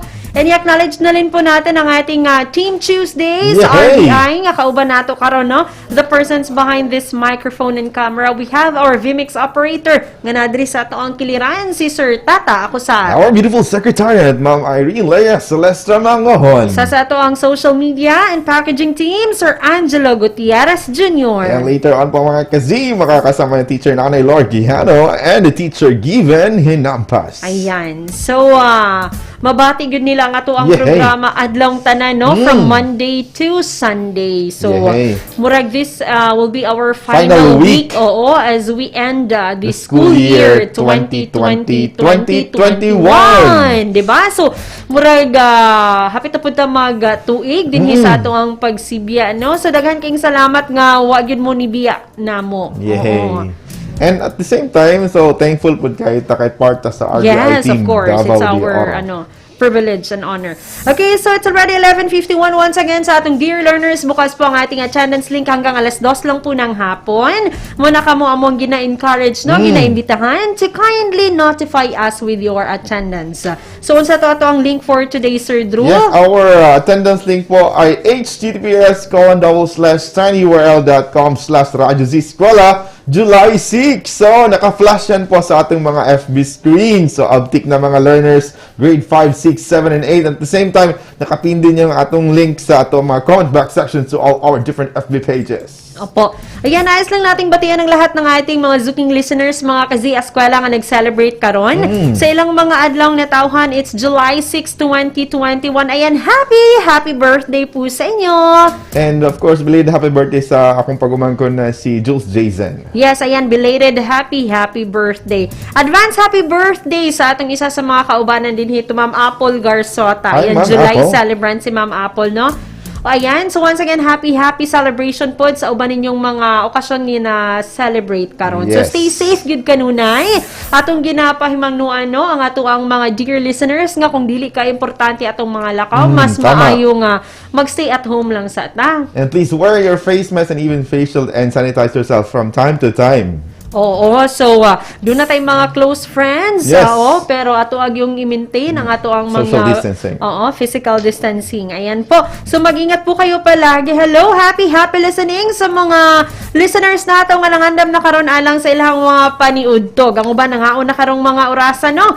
Happy lunchtime po sa inyo. Magpakabusog po kayo and enjoy your meal. And I would like to greet our Mawab District Supervisor na si Ma'am Asusana L. Teves. Hi Ma'am, thank you so much sa imuhang servisyo din sa tong district office and sa kanyang mga kasamahan dyan. And so with our school head teacher 1 of Tuburan National High School, Sir Rogelio Jojo Gono. Sir, keep safe and God bless you always and all your family. And at the same time po sa akong mga kaubanan din na sa tulungan sa Tuburan National High School na skeletal workforce. Hello po sa inyo na amping kanunay. Yes, of course, ako mga kaubanan. Diha sa Kaon National High School, labaw na sa mga naka-work on-site karon. Ang uban nga naka-work from home. Ayan, hello po sa inyo. Headed by our principal, Ma'am Norma Ember Ruiz. To my district head also, sa Nabunturan East District, Ma'am Rosario A. Noniesa. Ayan, hello po sa inyo. So, busy na kayong mga kaubanan na nga mga magtutudlo ron, no? Katungod, End of the school year end naman, of the school year na. So, nangandam na ang tanan alang niining ato ang mga virtual graduation ceremony, no?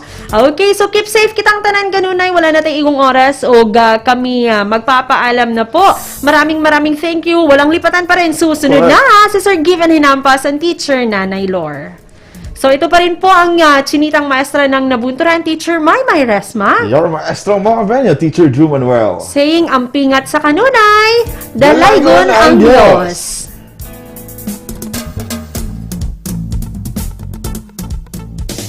Nagasibiyag gikan sa Bulawanong probinsya sa Davao de Oro. Kini ang Siguradong Lingaw. Siguradong lingaw. Siguradong Kuyaw. Siguradong kuyaw. 88.5 Z-Radio. This is Z Radio 88.5. Z-Radio 88.5. Siguradong lingaw. Siguradong kuyaw.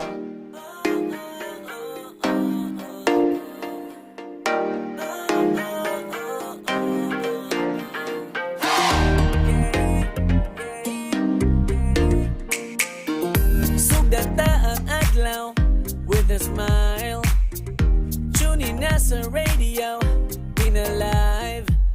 Bisan na sa man good, listen to the music and it feels so good. Ay gundang ihangtod, napapuntagan pero lingaw man pod. Sa balay man o trabaho, bisan na sa man ka muadto.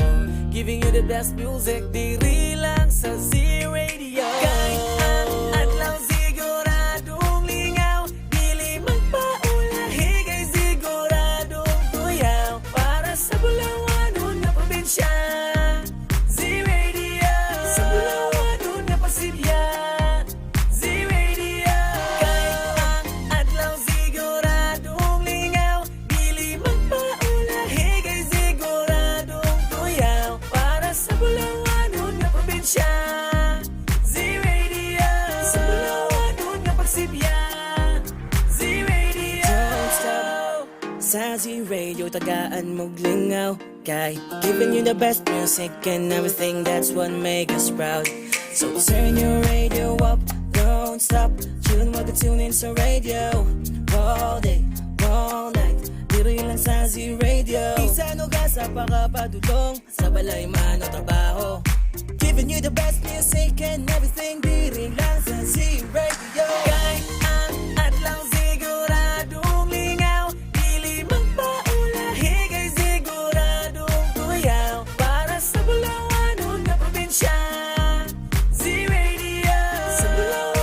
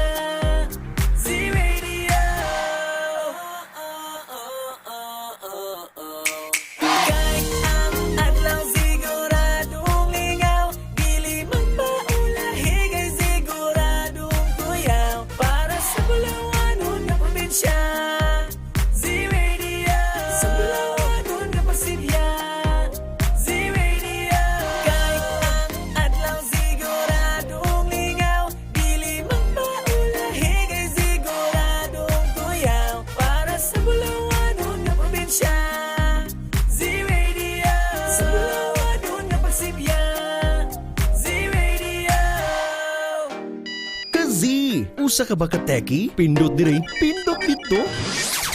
Ang inyong bagong Z-Radio may application na. Mag-download sa Android App Store ug Z-Radio application aron masking asa ka man mo adto, Luzon, Visayas ug Mindanao o masking naka sa Zimbabwe. Makapaminaw ka sa Siguradong Lingaw, Siguradong Kuyaw, Z-Radio 88.5.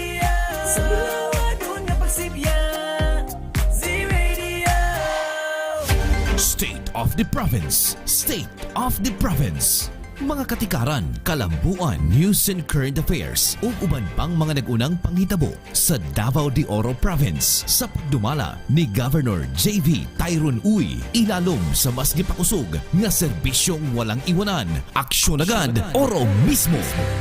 Inyong mabati matag adlawng Lunes alas 9 hangtod alas 10 sa buntag dinhi lang sa inyong paboritong sibiyahanan ang Siguradong Lingaw, Siguradong Kuyaw, Z-Radio 88.5 FM sa dial sa inyong mga radyo. Busa, paminaw na, mag-SOP na kada Lunes. State of the Province. State of the Province.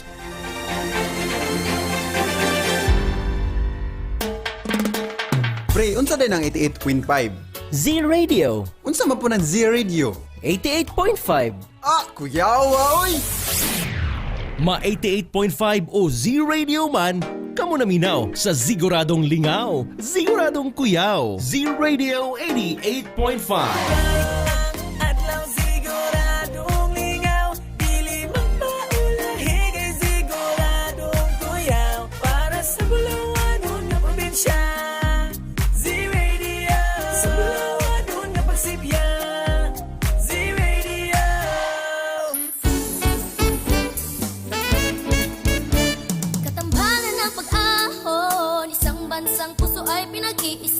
Nang dikiing, lahat tayo'y uunlad at aangat.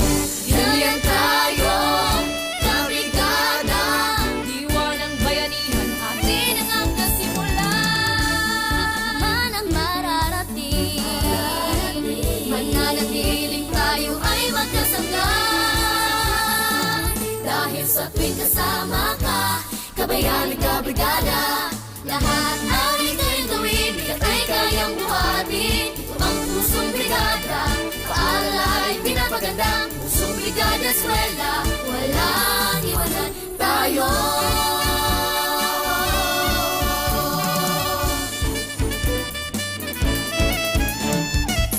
Paaralan, tinatawag na tahanan.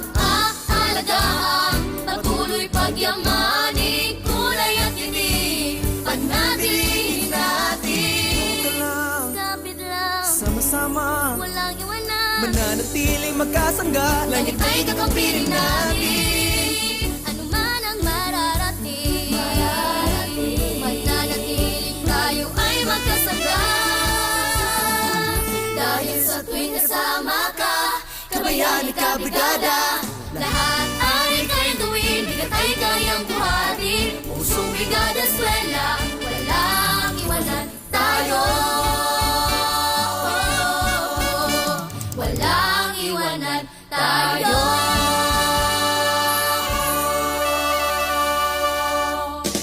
Nagasibya gikan sa Bulawanong probinsya sa Davao de Oro.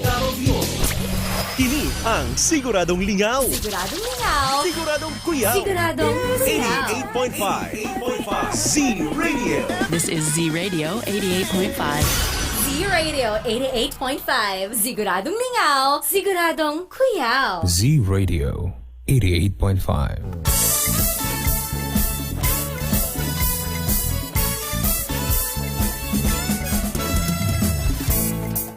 Check our time, it's 12:02 sa udto o kamughapon na minaw ni ining atong programang Radyo Z-Eskwela, Siguradong Masaya. Once again, maayong udto mga kazi. My name is Teacher Given ug ako ang inyong makauban down to 2 o'clock this afternoon para sa pagpadayon sa ato ang programang Radyo Z-Eskwela. Of course, kita gihapon nagasibya all the way from here sa istasyon sa Z-Radio 88.5, ang istasyong Siguradong Lingaw, Siguradong Kuyaw. Kamusta ang atong mga suking tigpaminaw? I do hope nga kitang tanan naghinay-hinay nagpanikay-sikay alang sa ato ang pagpaniudto karong adlaw. So sa ato ang mga suking tigpaminaw din ha nga kanunay gyud nagpalanog-lanog ni ining atong programa. Maayong udto og daghang salamat sa inyong makanunayong suporta. Ganina nakauban nato si Teacher Mai and Teacher Drew para sugdan ang ato ang Tuesday episode sa Radyo Z-Eskwela. And I hope nga daghantag mga nakutlong mga bagong pagtulunan nga gipadangat gayod sa ato ang mga maabtikon og very grounded na mga teachers no from mga nagkalain-laing mga eskwelahan. Papasadahan lamang po natin ang ating mga ihatid na sa inyo na mga leksyon mga kaibigan. In the first hour ating nakasama si Ma'am Luciel C. Velos of San Roque Elementary School, New Bataan District, and we gave you our discussion for grade 5 mathematics with our topic solves routine and non-routine problems using data represented in a line graph. In the second hour, we discussed about making lists and diagrams of outcomes and telling the number of favorable outcomes and chances. This was presented to us by Sir Joseph T. Babag of Pongpong Integrated School, together with Ma'am Aris May H. Olandria, Teacher 1 of Maragusan District. Later on this afternoon, ato ang ihatod kaninyo our remaining 2 lesson presentations for Mathematics Grade 7 and Mathematics Grade 8. All that and more din hilang sa ato ang programang Radyo Z-Eskwela. But for now, ato asang itimbaya ang ato ang mga division leaders nga kanunay gyud nato kauban ug kaalayon dinhi sa ato ang programa no. Special mention to all our education program supervisors, especially our EPS in charge for today's episode. Hello to Sir Renato Nino Franco Pakpakin, our EPS in mathematics. And of course, ato apong gitimbaya ang ato ang schools division superintendent, Ma'am Eufemia Gamutin Seso 5, and our ASDS Dr. Romel Handayan. Maayong pagpaminaw ninyong tanan. Of course, ato apong itimbaya tanan natong mga mathematics teachers from all around Davao de Oro. Yes, maayong pagpaminaw ninyong tanan, and I hope nga anaata sa maayong kahimtang no. We only have 1 week remaining here sa ato ang programa, and we would like to give the best gikan sa ato ang mga teachers para pod mahatod nato ang mga remaining lesson presentations nga gi-prepare sa ato ang mga presenters or content presenters and creative resource material developers. Yes, I know nga ang uban sa ato ang mga magtutudlo no very busy sa ilang mga tagsa-tagsa ka mga tulunghaan tungod kay ana-ana ang ato ang mga pag-prepare din ha sa ato ang mga virtual completion and graduation ceremonies. And of course, aduna po'y uban nga busy kaayo sa pag-check o pag-prepare sa ato ang mga school forms. So, nang hinaot kami nga kauban mi ninyo sa inyuhang pagpanikay-sikay din ha sa inyuhang mga tulunghaan. And hello also sa ato ang mga ginikana no.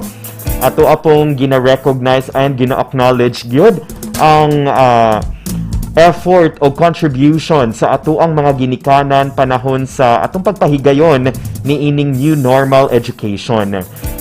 So wala lang damha, murag mahumanag yun ang ato ang school year 2020 to 2021. And dili namo na mahimong mahimong malampuson kini kung wala ang suporta o giya sa ato ang mga ginikanan nga nahimong mga partners and learning facilitators sa ato ang mga estudyante at the comfort of their homes. So sa inyong tanan, daghan kaayong salamat. Dili gyud mi magsawa no nga magpasalamat sa inyo ha tungod kay dako gyud kaayo mog kahimuan sa ato ang pagpahigayon sa education in the new normal setting. Oras nato it's 12:08. Of course mga kazi ato gihapon or mabati ug makita gihapon ta ninyo pinaagi sa ato ang radyo 88.5 on your radio dial o sa tanan nato mga social media platforms. We are coming to you live via Z Radio 88.5 Facebook page, DepEd Tayo Division of Davao de Oro, and Radyo Z-Eskwela DepEd Davao de Oro Facebook pages.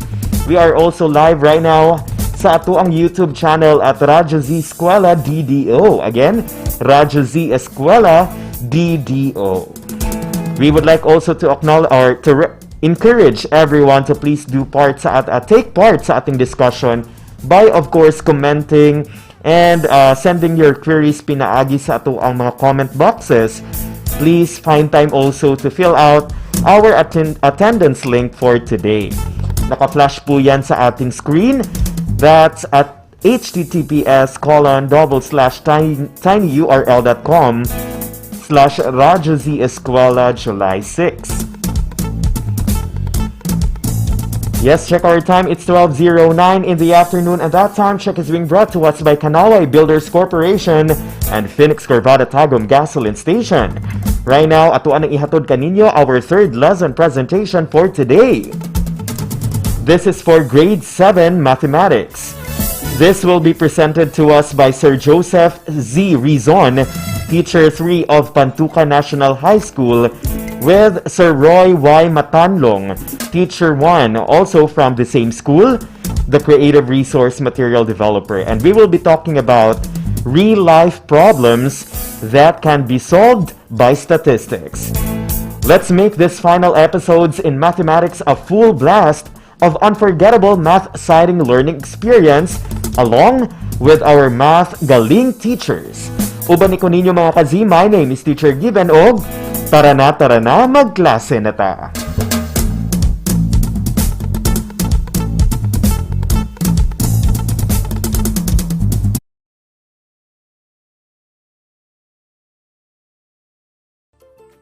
Another math terrific Tuesday afternoon. Gold afternoon, grade 7 students from the division of Davao de Oro. We are still in the pandemic. That's why I am still here discussing through our radio-based instruction in Mathematics 7. I am Teacher Joseph Rizon from Pantuca National High School, your radio teacher for today. To start our learning session, please make sure that you are ready and comfortable wherever you are right now. Let me lend your ears and attention as well so that you can focus in our class through radio. Before we are going to start, kindly prepare your paper, pen, and your module entitled Mathematics 7, Quarter 4, Module 1, Real-Life Problems that can be solved by statistics. Dear students, are you ready to learn something new today? Great! Now let us start learning something new today. Our lessons for today are, we have lesson 1, real-life problems that can be solved by statistics. And lesson 2, formulate simple statistical instruments. And at the end of the session, you are expected to identify statistical and non-statistical questions, to identify numerical whether discrete or continuous, and categorical data sets. You are also expected to pose real-life problems that can be solved by statistics. And lastly, to formulate simple statistical instruments. Grade 7 students from the division of Davao de Oro, are you ready? Great! Now let's start learning on air. To begin, let's start our lesson in lesson 1, real-life problems that can be solved by statistics. Please, students, go to page 5 of your module and find what is it. Are you now on page 5? Well, great. Let's start reading the definition and concept.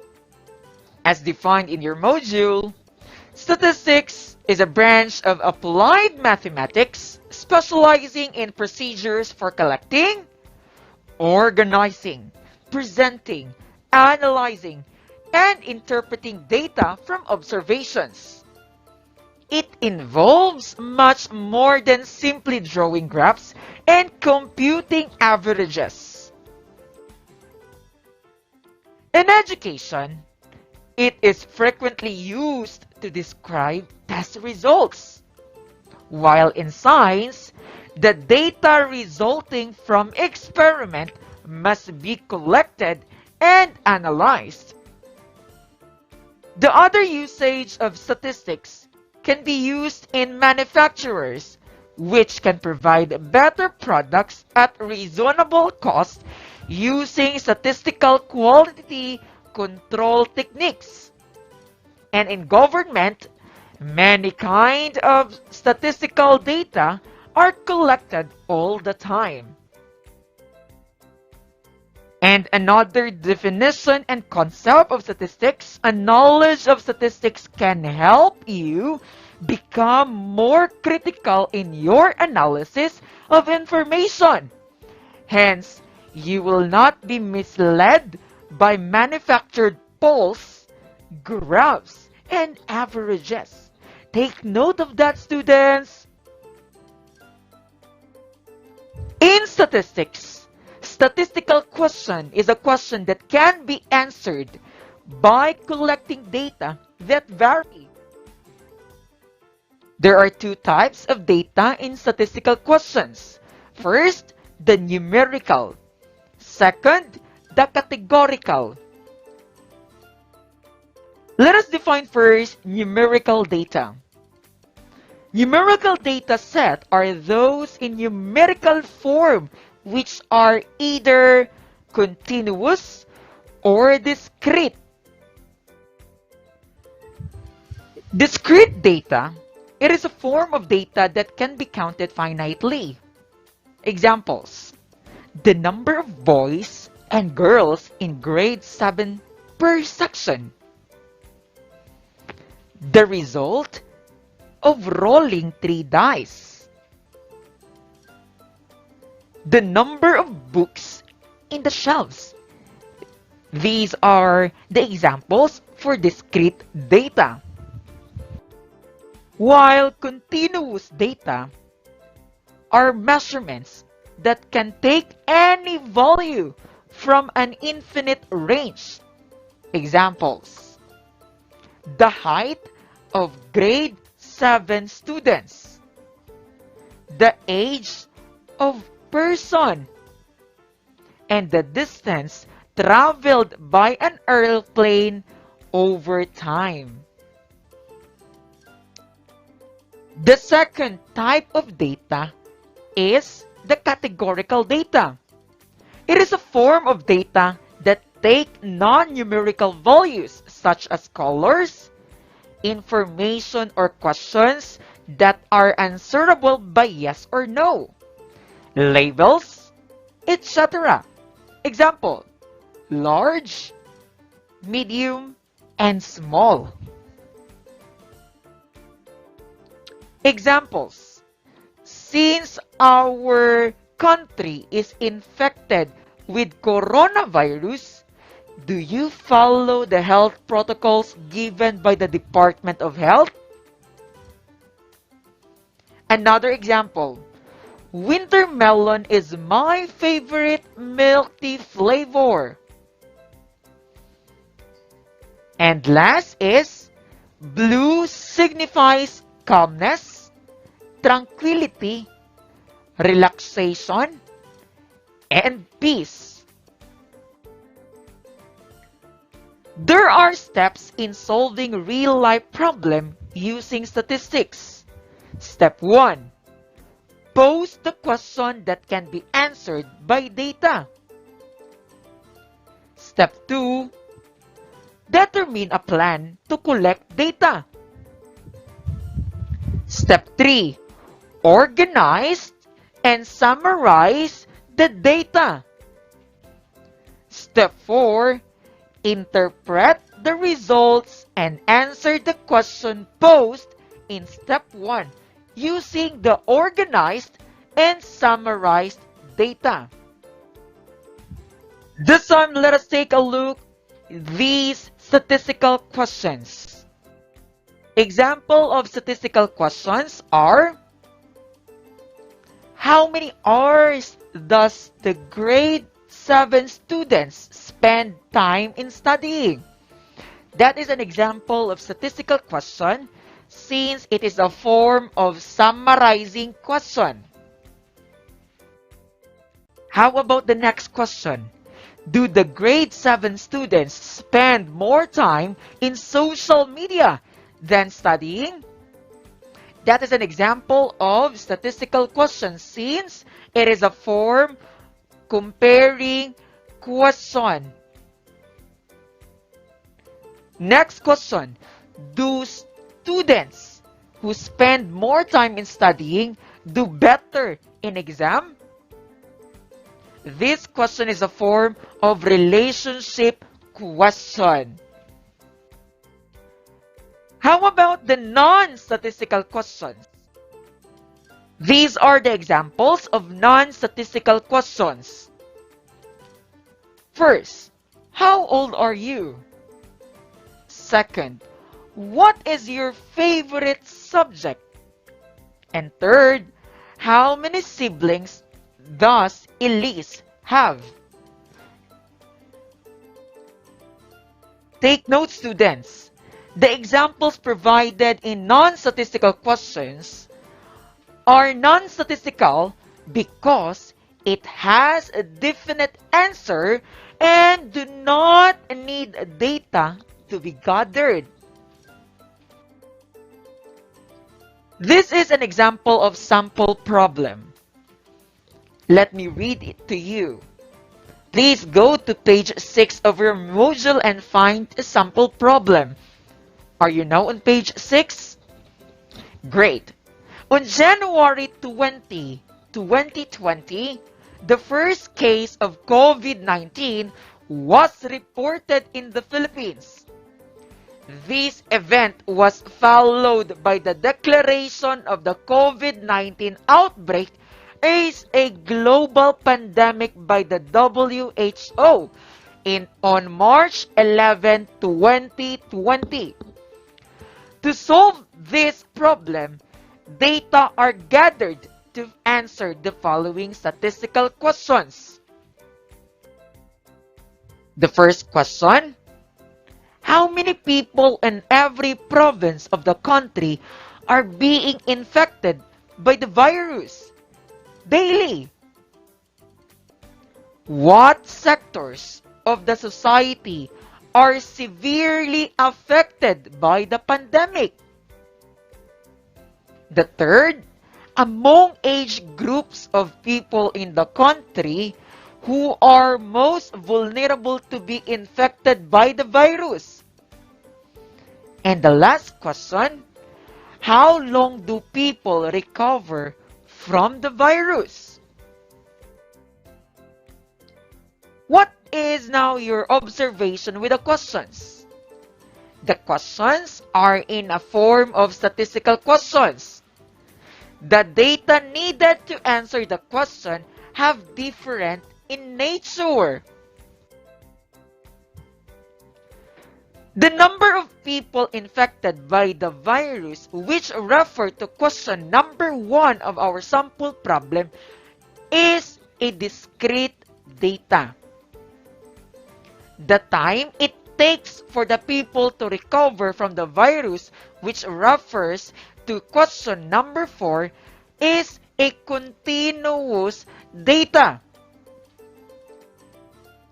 The sectors of the society that are severely affected by the pandemic and the people who are the most vulnerable to be affected by the virus, which refers to question 2 and 3, are categorical data or belong to categorical data. See, students, in order to help a problem, or to solve problem, we need statistics. We need to gather data.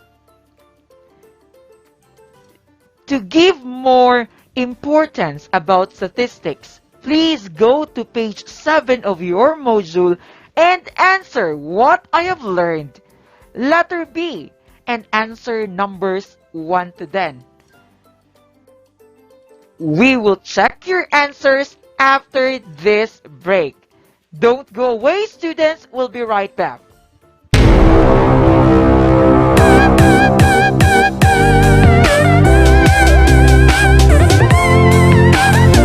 The Radyo Z-Eskwela program of the Division of Davao de Oro is being brought to you by Nueda Builders Construction and Supply Incorporated, Maverick Builders Incorporated, Mitch Construction and Supply, Archicons Architectural Construction and Supply, DB Construction and Supply, Hanaway Builders Corporation, Phoenix Corvada Tagum Gasoline Station, Master Construction and Supplies, Mackenzie Builders, GP&H Construction Incorporated, Metro Gear Construction Corporation, NEN Builders and Development Services Corporation, Max Mays Enterprises Incorporated, We Inc. Construction Company, Rangay Construction and Supply, East Sussex Enterprise, WM Construction, Councilor Boogie and Miss Marjorie Vertodazo, Icon Builders and Supply, and Apex Mining Company Incorporated.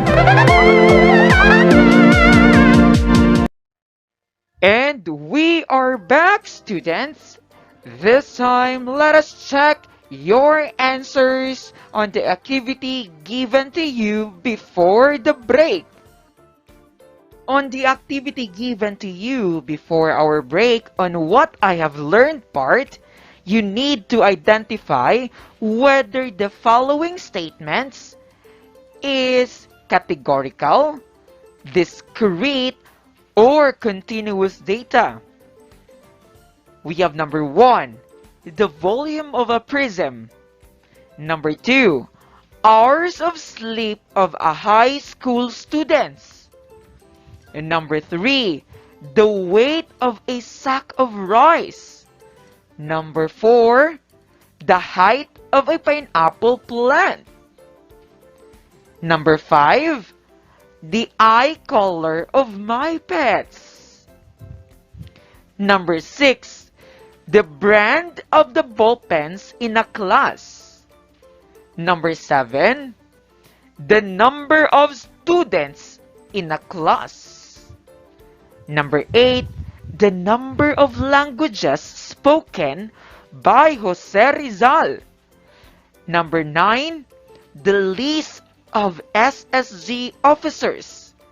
And number 10, the results of rolling 2 dices. For item number 1, the volume of a prism.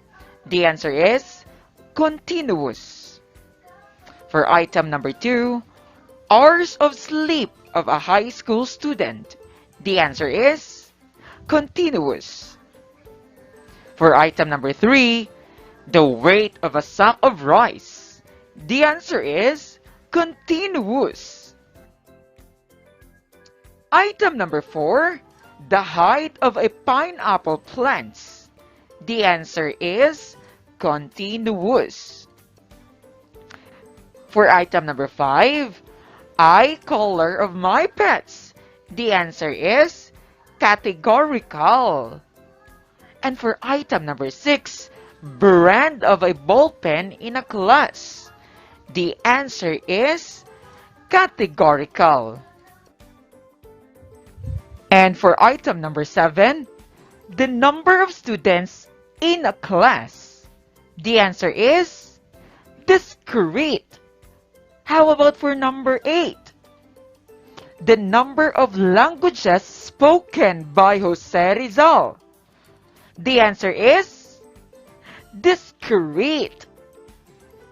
And for the 9th item, list of SSG officers. The answer is categorical. And for the last item, item number 10, the results of rolling 2 dice? The answer is discrete. Great job, students! I know you got a perfect score. Tell your mathematics teacher about this one. Now, this time, on the same page in your module, let us try to answer letter A. Let us determine whether the question is a statistical question or not. Are you now ready, students? Great! Item number 1. What time did I woke up this morning? What's the answer? That is a non-statistical question. How about for number 2? What are the heights of grade 7 Dahlia students? Is it non-statistical or statistical question? The answer is statistical question. Item number 3. What were the high temperature of the regions in Mindanao yesterday? The answer is statistical. And for item number 4, how old am I? Is it statistical question or non-statistical question? The answer is non-statistical question.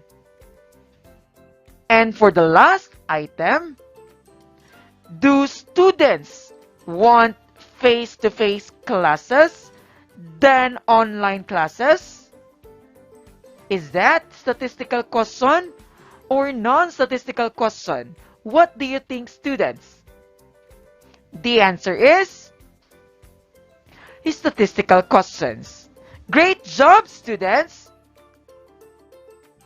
This time, let us proceed to our lesson 2, which is formulate simple statistical instruments.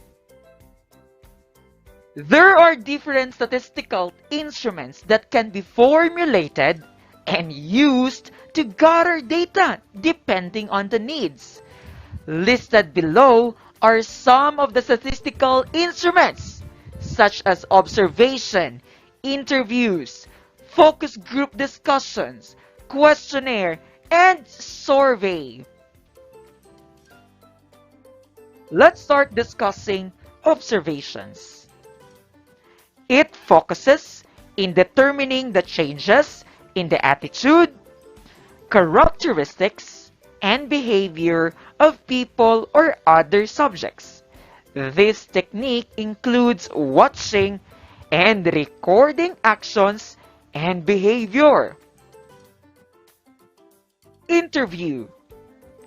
It is being performed through personally asking questions to people who have the authority or expertise to say something about the data needed. The person gathering the data is called the interviewer, while the person supplying the data is the interviewee. For example, as shown in your module, there are 2 people conversing. The girl who is asking what shows you are watching from 7 p.m. to 10 p.m. is the interviewer, while the boy who answers the question or supplying the data is the interviewee. Next is the focused group discussion. It is used to know the thinking, feeling, or opinion about a certain phenomenon, idea, etc. FGD, or focused group discussion, is conducted with a small group of people with common knowledge and common field, usually students 6 to 8 people. Next is the questionnaire. Questionnaire, it is for bigger number of samples. It is the most practical way to use. You gather data through writing. However, you must be careful presenting your questions since we need to consider the culture and characteristics of the respondents. You may use email, letter, or personally give your questionnaire to your respondents. Using different questions and approaches to questioning, it allows us to access the information we require. Questionnaires usually comprise of a number of questions that can be either be closed questions, open-ended questions, or multiple choice. Closed questions. This type of question can be answered by yes or no, or they have a limited set of possible answers, such as A, B, C, or all of the above. For example, do you wear glasses? Next, open-ended questions. These are questions that allow someone to give a free-form answer. For example, how did you answer the module? Next is multiple choice question. These are questions that provide certain number of specific response options as possible answers. For example, how do you spend your free time? A, reading. B, listening to radio. C, surfing the internet. D, watching TV, or others. Please specify. The last statistical instrument that can be used to gather data is survey. In a national level, surveys are usually covered by the government and other form of surveying organizations such as National Statistics Office or NSO. A survey can also be done in a small K, that is, a class of 25 students can be surveyed. This time, please go to page 13 of your module and see the different example of forms that is used as statistical instruments. The first example of form used as statistics instruments, in which you need to fill in the blank with the correct information. Your name, age, birthday, height in centimeter, weight in kilogram, the subject you spend most time studying in class, the number of pets at home, and the number of siblings in the family. You are also asked to encircle the letter that best applies to you. For example, the kind of book you prefer to read. Is it fiction, novel, mystery, comic, or others? And you need to specify. Or the way you travel to school. Is it by foot, by car, by bicycle, by bus, or others? You may specify. Another example of form used as statistics instruments found in your module is the Customer Satisfaction Survey by RRQ Chicken Wings Restaurant, in which you are asked, how was your recent dining experience at RRQ Chicken Wings? Is it excellent, good, neither good nor bad, or terrible? You are also asked the quality of the food from RRQ Chicken Wings was good. Strongly agree, agree, neither disagree nor agree, disagree, or strongly disagree. Another form is by asking, what do you think about reading and answering the modules? You are asked how much you agree with each of these statements. And the fourth form found in your module is the student observation form, in which you need to record your observation notes. And the last form used as statistics instruments found in your module is the interview question, in which you are asked, what are some of your academic strengths? What are your weaknesses? Why do you want to study here? What do you expect to be doing 10 years from now? What subject in high school did you find most challenging? Those are the examples of forms used as statistics instruments. There you go, students. This time, please go to page 16 of your module and look for what I have learned and answer numbers 1 to 5. We will answer those questions and we will check your answers after this break. Don't go away, students. We'll be right back after the short advertisement.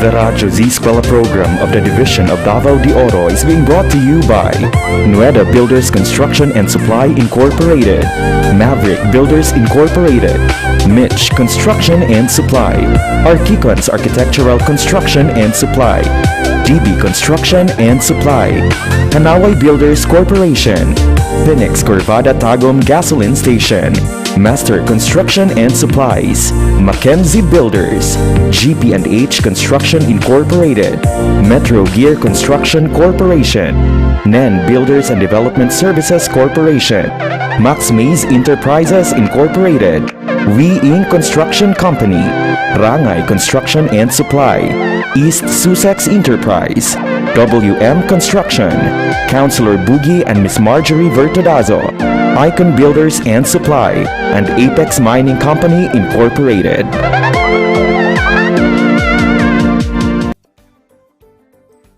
And I am back, students! This time, let us answer the activity provided to you before the break. Fill in the missing word in the blank. Choose the correct answer from the box. The words are interview, closed question, open-ended question, attitude, questionnaire, and survey. Let's begin with item number 1. The most useful statistical instrument to be used with big number of respondents is blank. For number 2, blank is being carried out through personally asking questions to knowledgeable people about the data needed. Number 3, the question, do you prefer answering self-learning modules or SLMs than workbooks, is an example of blank. Number 4, the changes in characteristics, behavior, and blank of the people observed are the focus of observation. And the last item, blank is a type of question that allows someone to give a free-form answer. For item number 1, the answer is questionnaire. How about for number 2, students? The answer is interviews.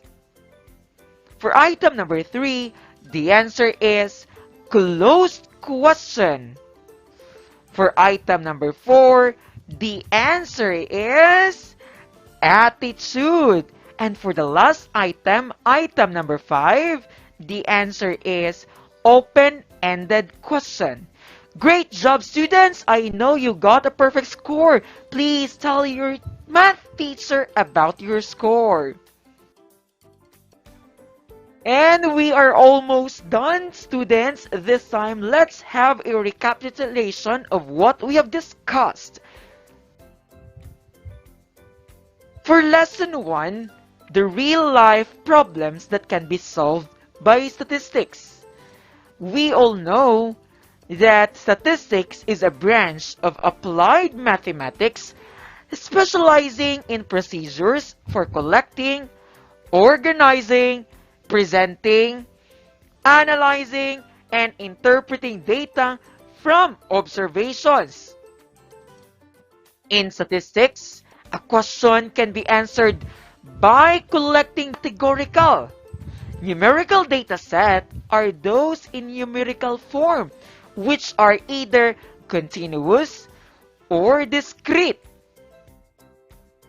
While categorical data take non-numerical values such as colors, information, or questions that are answerable by yes or no, or labels, etc. To solve real-life problems using statistics, the following are the steps to be followed. Step 1. Pose the question that can be answered by data. Step 2. Determine a plan to collect data. Step 3. Organize and summarize the data. Step 4. Interpret the results and answer the questions posed in Step 1 using the organized and summarized data. For Lesson 2, formulating simple statistical instruments. The following are the different statistical instruments that can be formulated and used to gather data depending on the needs. We have observation, interviews, focus group discussion, questionnaires, and the type of questions to be used are closed questions, open-ended questions, and multiple choice questions. And the last statistical instrument that can be used is survey. And that would be all, students. Thank you so much for your great participation. I hope you've got something from the lesson. Thank you for listening. Stay safe. God bless us all. Goodbye, students. See you next school year. Radyo Z-Eskwela Executive and Technical Working Committee. The school's division superintendent, Euphemia T. Gamutin, CESO 5. Assistant Schools Division Superintendent, Dr. Romel R. Handayan. Curriculum Implementation Division OIC Chief, Dr. Arlene B. Lim. School Governance and Operations Division, Dr. Ruben J. Riponte. Program Director, Dr. Arlene B. Lim. Assistant Program Director, Noemi P. Canales. Members, Cecilia Morales, Dr. Hilda A. Opeña, Dr. Eldecris B. Calzadora, Dr. Dexter A. Siquinia, Nohara O. Pinute, Dr. Grace D. Pontillas, Dr. Renato N. Pakpakin, Dr. Andy P. Cabodok, Juanito Lapiceros, Engineer Norberto S. Manlangit, Ryan Villanueva, Jomar M. Dumupoy, Bob Daylan S. Milabat, Medard D. Apit, and Paz Eugenia Villusino.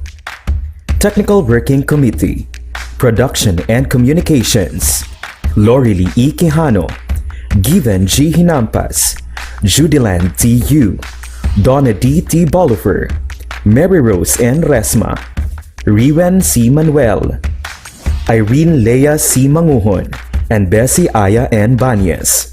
Social Media and Packaging Team, Christian Anhara L. Martesio, William R. Lanara, Joan T. Iscoton, Roberto S. Acusar Jr., May B. Istaniol, Richard H. Arellano, Ralph A. Tabanyag, Angelo C. Gutierrez Jr., Jade Karen R. Arais, Eliza May Garsuta, Sedi S. Caballero, and Jane S. Caballero.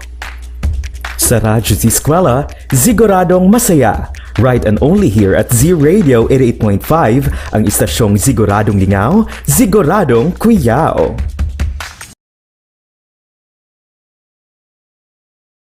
Hoy, tara, magklase na ta! Tara, tara! Sige, sige! Let's go!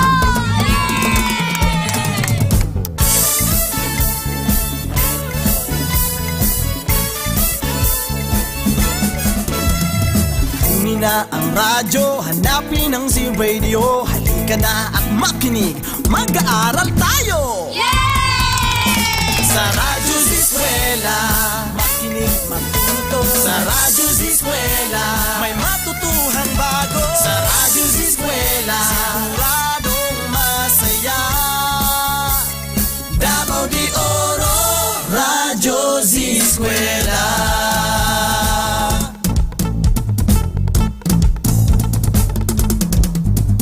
Umulan man umaraw, ganun nga siya'y susulong. Kaya halika na, mag-aaral tayo! Sa Radyo Z-Eskwela, makinig matuto. Sa Radyo Z-Eskwela, may matutuhang bago. Sa Radyo Z-Eskwela, siguradong masaya. Davao de Oro, Radyo Z-Eskwela. Handog ng DepEd Davao de Oro, Radyo Z-Eskwela, siguradong masaya! Let's go! Radyo Z-Eskwela Executive and Technical Working Committee. The School's Division Superintendent, Euphemia T. Gamutin Seso 5. Assistant Schools Division Superintendent, Dr. Romel R. Handayan. Curriculum Implementation Division OIC Chief, Dr. Arlene B. Lim. School Governance and Operations Division, Dr. Ruben J. Riponte. Program Director, Dr. Arlene B. Lim. Assistant Program Director, Noemi P. Canales.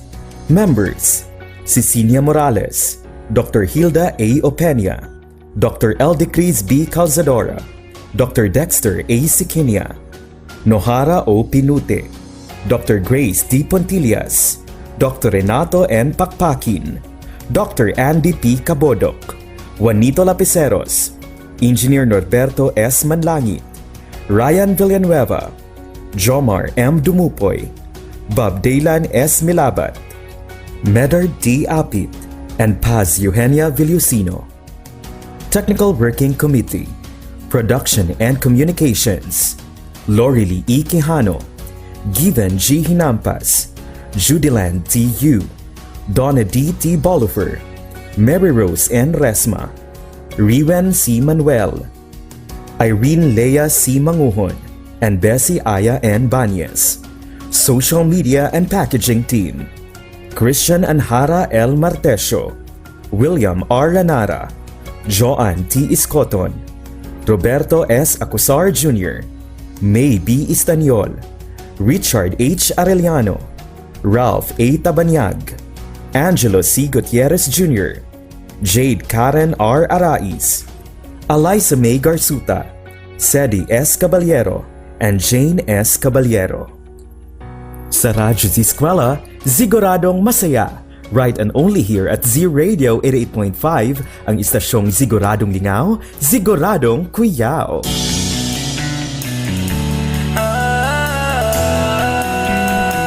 Magbayanihan na, magbayanihan na, bayanihan, pagtutulungan, walang kupas na kaugalian. Tatag at tibay, sinasabuhay, galak sa puso ay walang kapantay. Panahon na naman ang brigada. Pabigisin lakas at diwa. Tara na brigada na. Brigada, eskwela, magkaisa sama-sama. Brigada, eskwela, salin na buong barkada.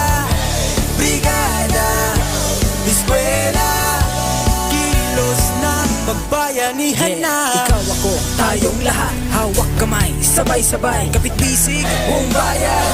Tara na, kumilos na. Tulong-tulong sa pagsulong, hatid na kalidad sa edukasyon. Sa kabataan, saya at dunong, buong madla sabay na aahon. Panahon na naman ng brigada. Pagbigisin lakas at diwa. Tara na brigada na. Brigada, eskwela, magkaisa sama-sama. Brigada, eskwela, salin na buong barkada. Brigada, eskwela, kilos na magbayanihan na. Brigada, eskwela, kilos na magbayanihan na. Brigada, magbayanihan na. Sabay-sabayhan na. Katambalan ng pag-ahon, isang bansang puso ay pinag-iisa. Nang diing, lahat tayo'y uunlad at aangat. Hilyan tayo, kabrigada, diwa ng bayanihan, atin ang hanggang simula. Man ang mararating, mananatiling tayo ay magkasangga. Dahil sa tuwing kasama ka, kabayani ka brigada. Lahat ang ikawin gawin, bigat ay kayang buhatin. Ito ang pusong brigada, paalala ay pinapaganda. Pusong brigada, eskwela, walang iwanan tayo.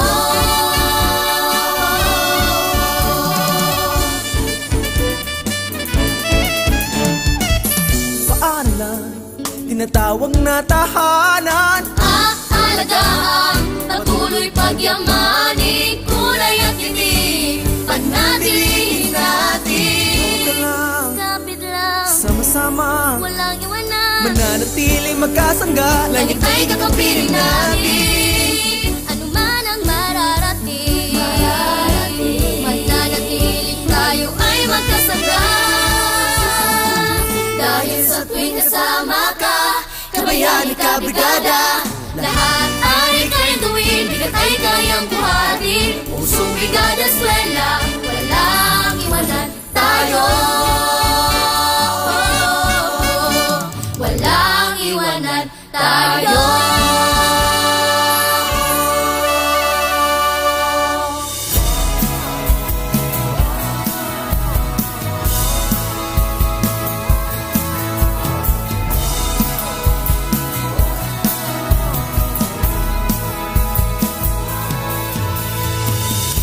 Sabay-sabay na babangon, sama-samang ahon. Ihanda ang sarili sa hamon. Ipapipigil sa pagsulong, sa kinabukasan na katuon. Para sa di kalidad na edukasyon. Balik eskwela na naman, isa puso ang kahandaan. Handang isip, handa bukas, sa pagkakaisa ay may lakas. Ito na ang new normal, online learning at modular. Di na kailangang mag-face to face.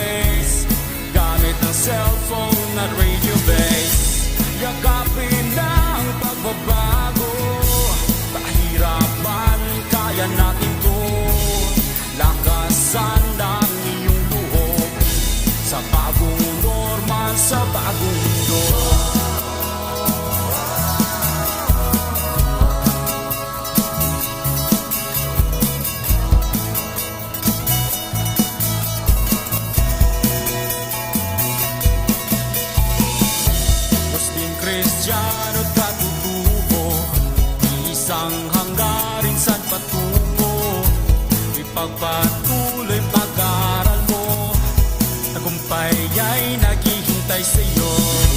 Balik eskwela na naman, isa puso ang kahandaan.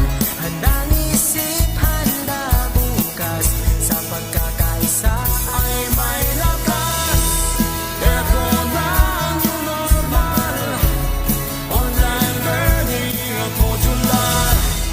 Di na kailangang mag-face to face, gamit ng cellphone at radio base.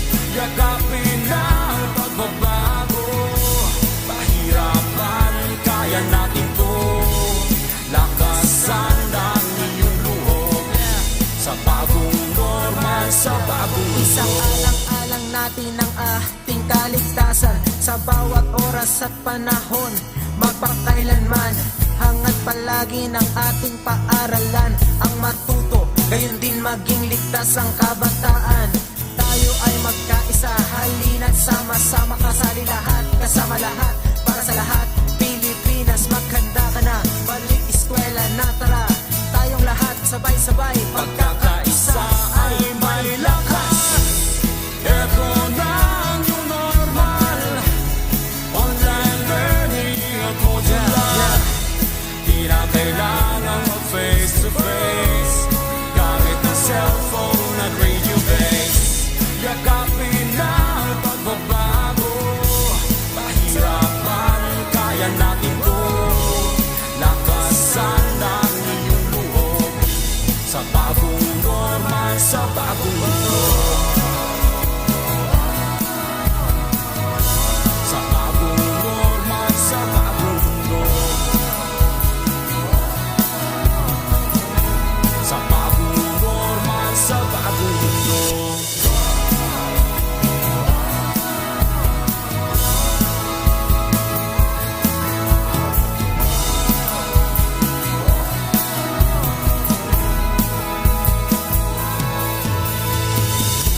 Sabay-sabay na babangon, sama-samang ahon, ihanda ang sarili sa hamon.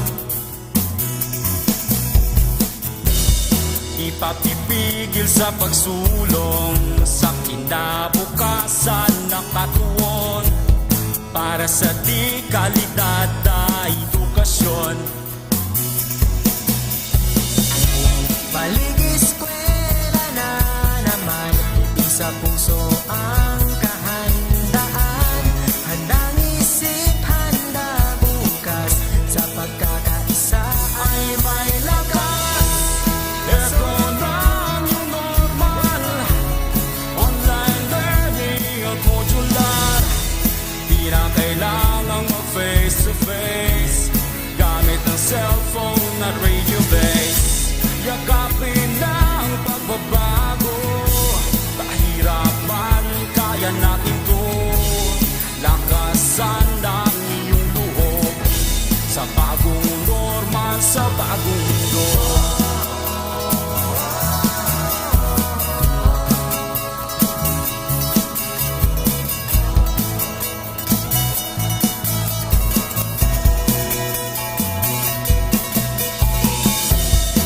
Kristiyano at katutubo, isang hanggarin san patungo. Ipagpatuloy pag-aaral mo, tagumpay ay naghihintay sa'yo. Balik eskwela na naman, isa puso ang kahandaan.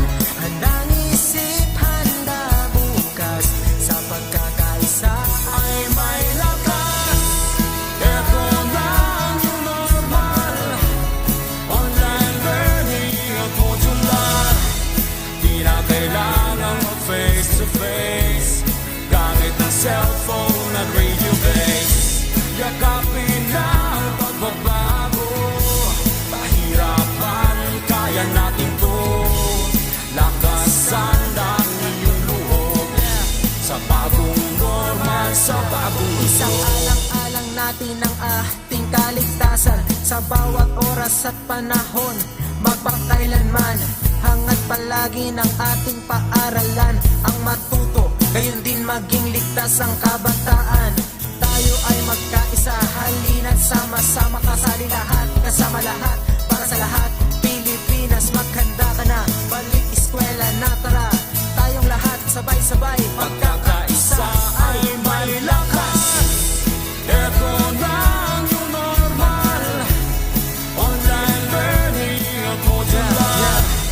Di na kailangang mag-face to face, gamit ang cellphone at radio base. Yakapin na ang pagbabago, pahirapan, kaya natin to. Lakasan ng inyong loob, sa bagong normal, sa bagong mundo. Sa bagong normal, sa bagong mundo. Sa bagong normal, sa bagong mundo. Saludo, saludo, saludo ako sa'yo. Saludo, saludo, saludo ako sa'yo.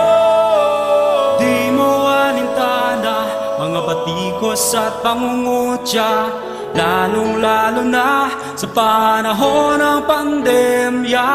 Ika'y di sumusuko, lumalaban at nangangako, maihatid pa rin ang serbisyong totoo. Para sa kabataan, ginagawa ang lahat, maibigay lang ang edukasyong karapat-dapat. Kaya't ang awit kong ito ialay ko sa'yo. Deped ako'y saludo sa'yo, sa katapatan mo sa Pilipino. Ngayong kaarawan mo, tanggapin mo ang pagpupugay ko. O deped ako'y saludo sa'yo.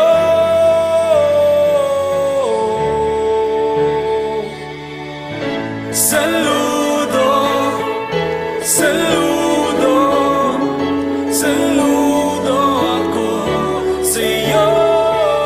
Ika'y pinangungunahan ng isang superwoman, walang iba, Madam Leonor Briones lang naman. Sa ngalan ng serbisyo, dedikasyon sa trabaho, pagmamahal ng isang ina, nararamdaman ko. Ikaw ang humuhubog sa aming kinabukasan, laging inuuna ang kapakanan ng kabataan. Kaya't ang awit kong ito ialay ko sa'yo. Deped ako'y saludo sa'yo, sa katapatan mo sa Pilipino. Ngayong kaarawan mo, tanggapin mo ang pagpupugay ko. O deped ako'y saludo sa'yo.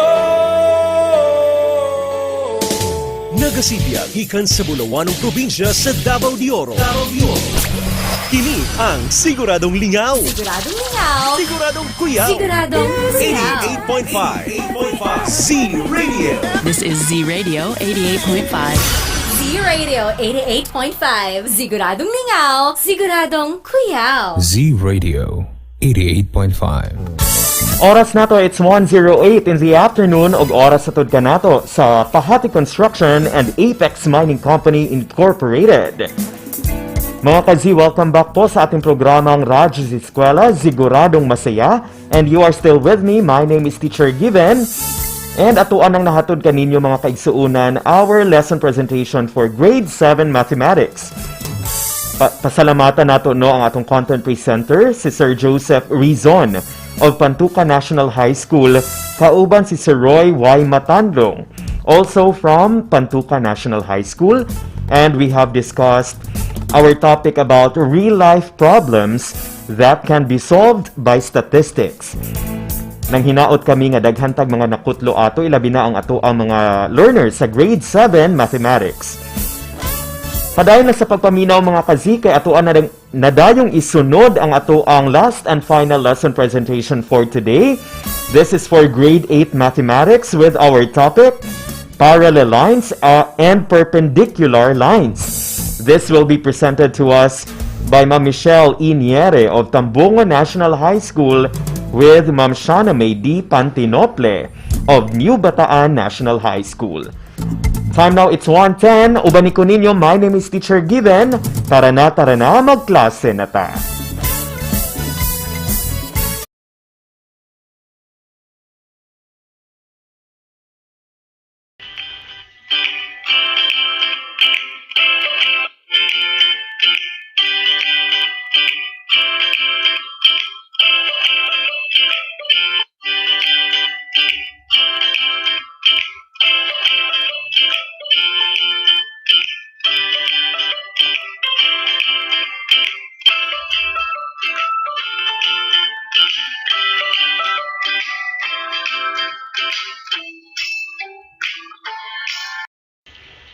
Good day, grade 8 learners. Your teacher is back on track to help you learn the lessons in Mathematics 8. I am Teacher Michelle Niere of Tambungo National High School, and I will be your guide in enhancing your minds in facing challenges in grade 8 mathematics. Brace yourselves as we unfold another interesting lesson for our fourth quarter. In this module, you will learn about parallel lines and perpendicular lines. At the end of this lesson, you will be able to first identify parallel lines and perpendicular lines. Second, determine the conditions under which lines and segments are parallel or perpendicular. And the third one, value the importance of parallelism and perpendicularity in real-life situations. Please prepare your papers and pens, listen and understand carefully, and let us have a wonderful day of learning parallel lines and perpendicular lines. Are you ready? Let's begin. We will start our lesson by defining the terms parallel lines and perpendicular lines. We'll have first parallel lines. Parallel lines can be defined as two lines in the same plane that are equal distance from each other and never meet. As shown on the screen, we have two lines. We have line A and we have line B. Lines A and B are both parallel. Parallel lines or lines are said to be parallel if they are always the same distance apart, called equidistant, and never meet. Let us take a look at the following series of examples. For our next example, you have to refer to the figure shown on your screen. Let R be a point and K be a line not containing point R. How many lines can you draw parallel to a line at a point not on the line? Again, let R be a point and K be a line not containing point R. How many lines can you draw parallel to a line at a point not on the line? There is only one line through point R that is parallel to line K. This illustrates the definition of parallel postulate, which states that, again, this illustrates the definition of parallel postulate, which states that there is exactly one line parallel to a line at a given point not contained on the line. Again, parallel postulate says there is exactly one line parallel to a line at a given point not contained on the line. Let me show you another example. In this figure, what can you conclude about the three lines? Again, based on the figure that are shown or that is shown on your screen, what can you conclude about the three lines? In our figure, we have three lines. Line X, line Y, and line Z. And as we observed, line X is parallel to line Y, and also line Y is parallel to line Z. We can now conclude that two lines parallel to the same line are also parallel. Again, two lines parallel to the same line are also parallel. Now, we have identified what are parallel lines. This time is our turn to learn perpendicular lines. The question now is, what is a perpendicular line?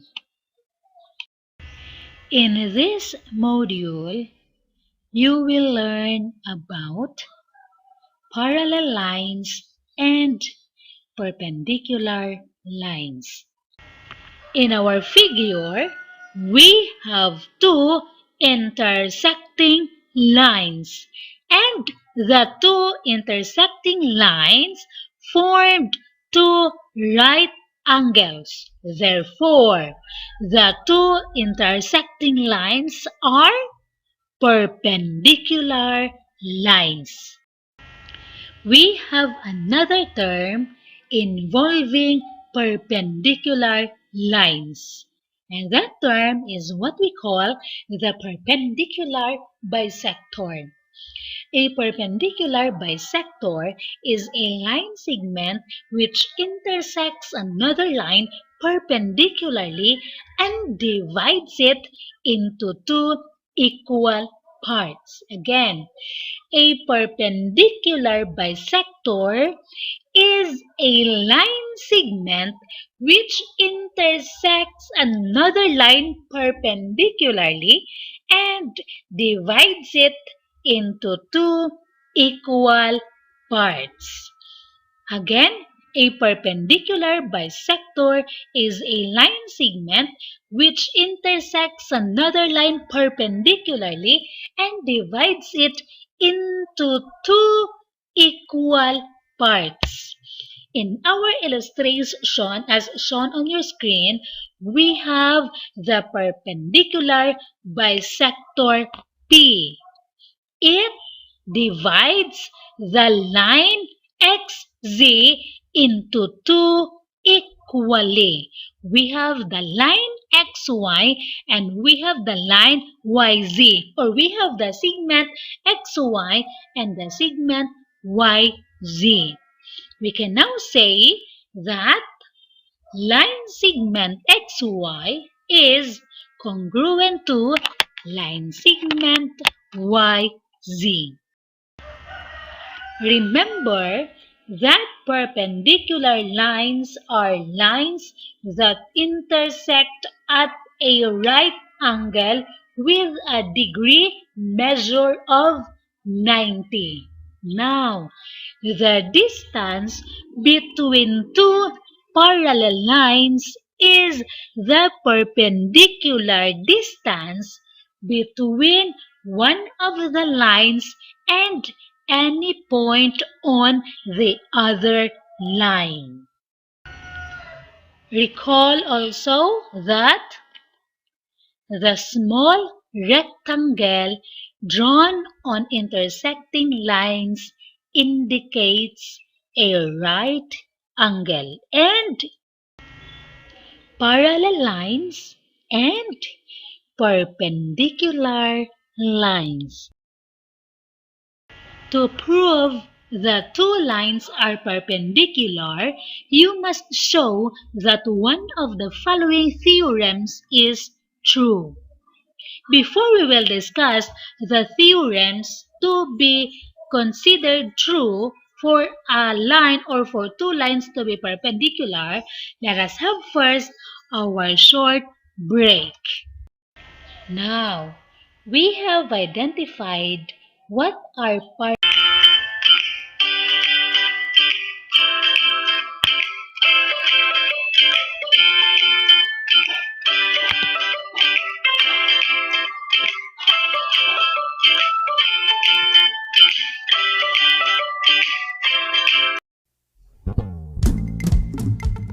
The Radyo Z-Eskwela program of the Division of Davao de Oro is being brought to you by Nueda Builders Construction and Supply Incorporated, Maverick Builders Incorporated, Mitch Construction and Supply, Archicons Architectural Construction and Supply, DB Construction and Supply, Hanaway Builders Corporation, Phoenix Corvada Tagum Gasoline Station, Master Construction and Supplies, Mackenzie Builders, GP&H Construction Incorporated, Metro Gear Construction Corporation, NEN Builders and Development Services Corporation, Max Mays Enterprises Incorporated, We Inc. Construction Company, Rangay Construction and Supply, East Sussex Enterprise, WM Construction, Councilor Boogie and Miss Marjorie Vertodazo, Icon Builders and Supply, and Apex Mining Company Incorporated.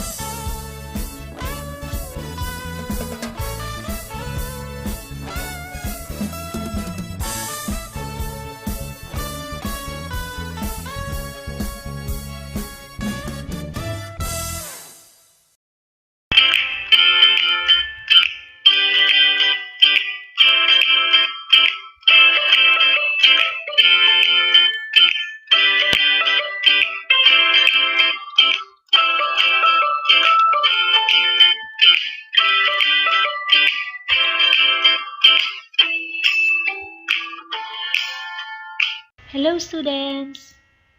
Have I made you wait? Do not worry. Your teacher is back for the continuation of our discussion along with some activities that can help us understand more our lesson for this afternoon. This time, we'll have the theorems involving perpendicular lines. To prove that two lines are perpendicular, we must show that one of the following theorems is true. Let's have the first theorem. And it says, if the angles in a linear pair are congruent, then the lines containing their sides are perpendicular. Again, if the angles in a linear pair are congruent, then the lines containing their sides are perpendicular. Let's have our examples.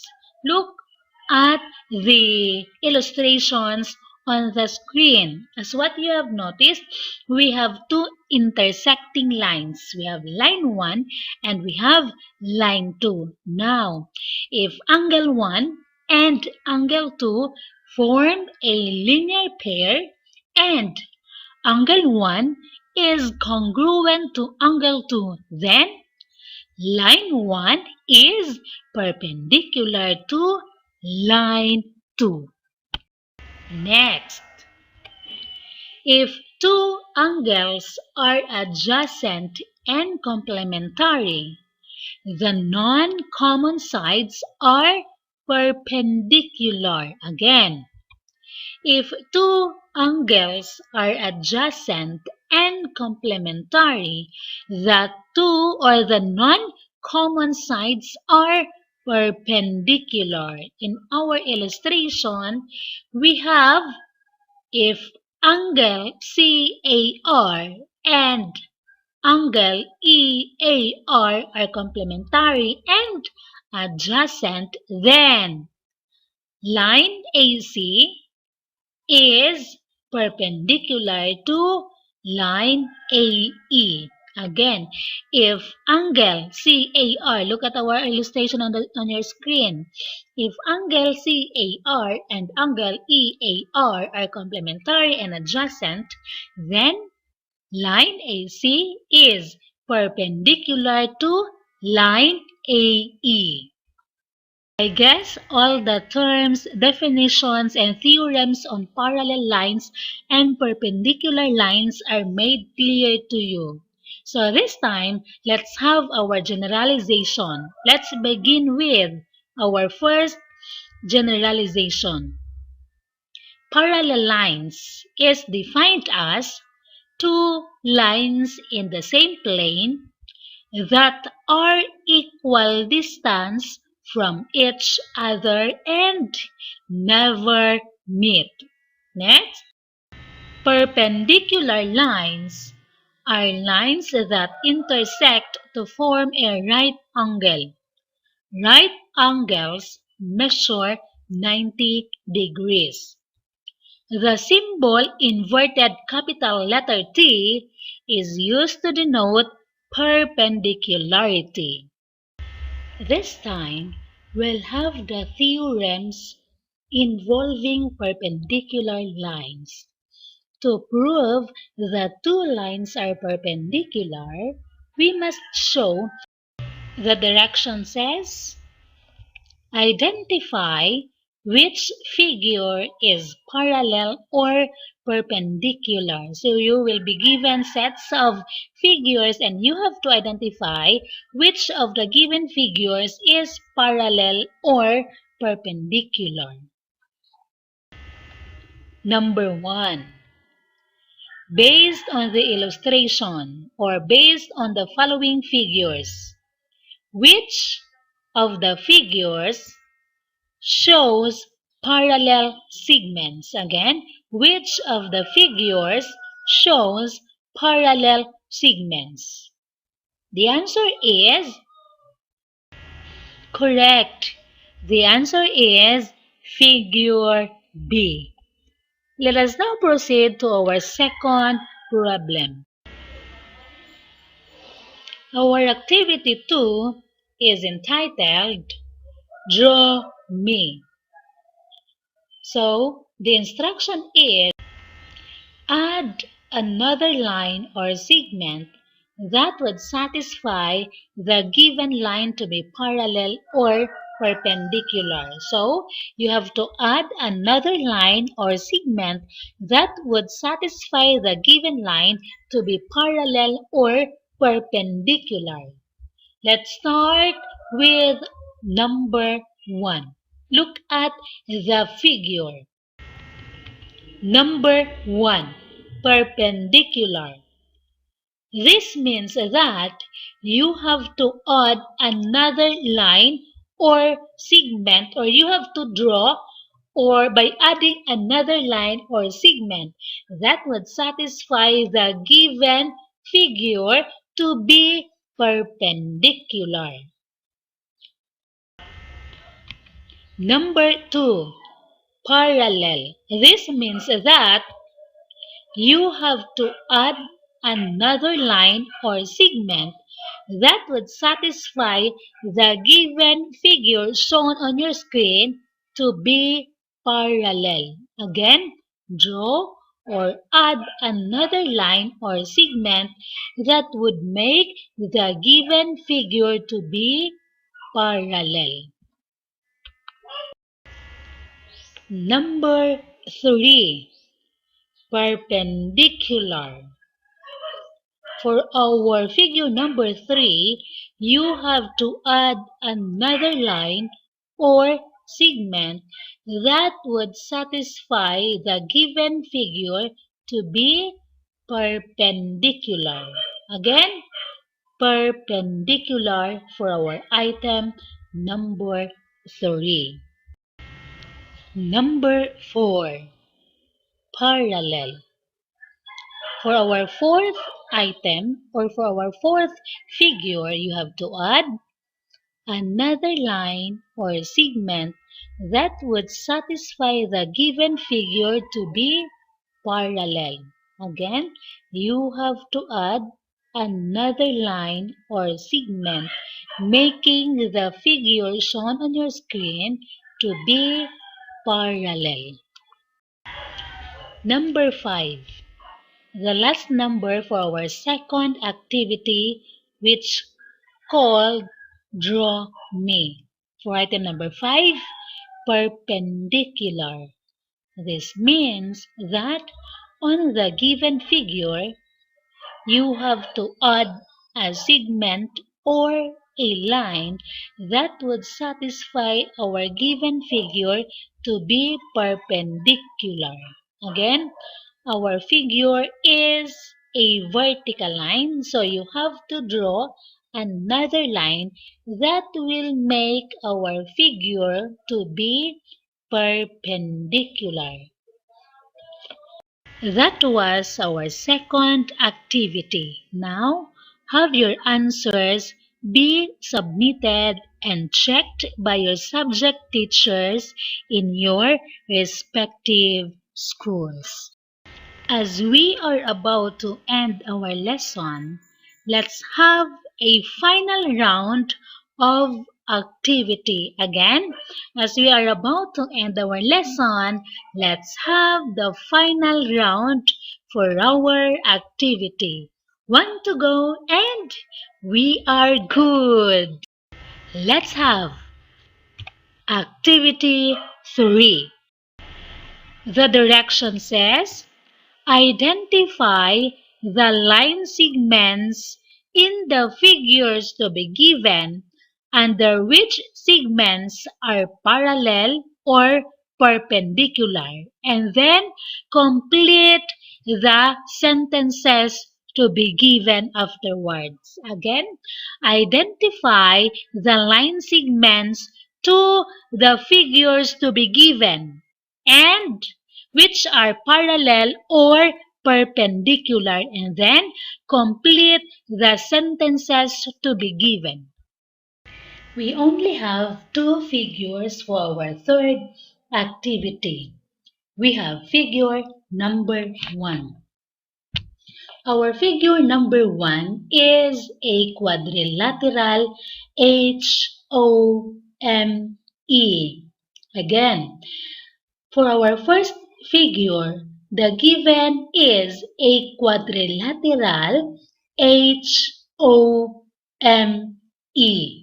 Observe closely quadrilateral HOME and answer numbers 1 and 2. Again, observe closely the figure number 1 and complete the sentences for our items number 1 and number 2. Number 1. Line segments HO and EM are blank.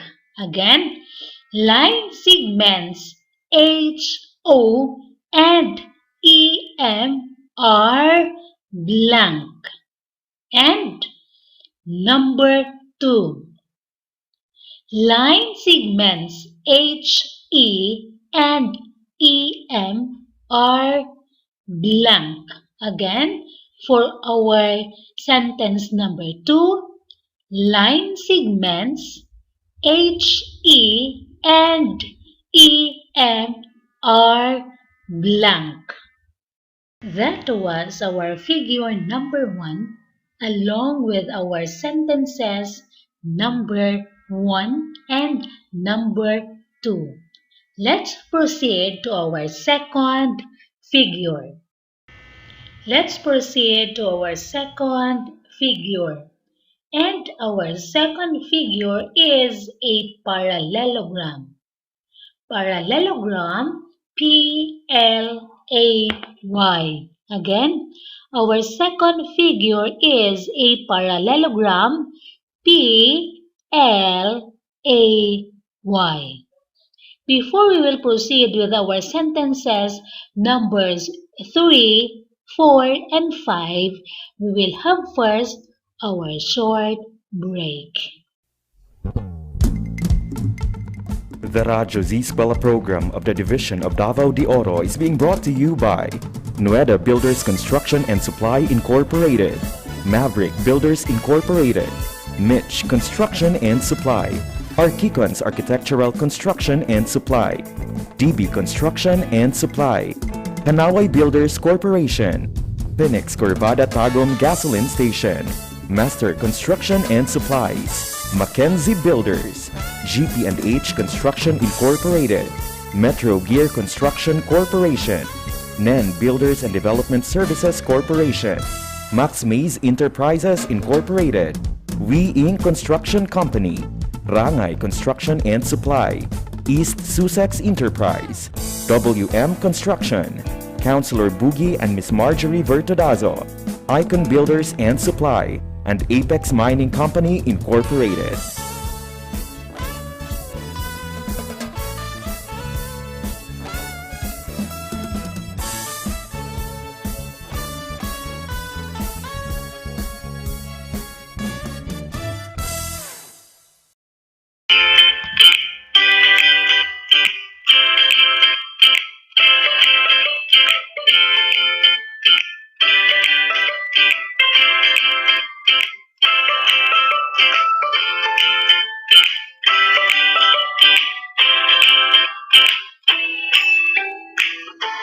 We are now on the last part of our discussion for this afternoon, which is our activity number 3. You were given the second figure earlier, before we did have our break. Our second figure is a parallelogram, P-L-A-Y. Now, complete sentences numbers 3, 4, and 5. Listen to sentence number 3. Line segments PY and LA are blank. Again, line segments PA and LA are blank. Number 4. Side PL is parallel to blank. Again, for our sentence number 4, side PL is parallel to blank.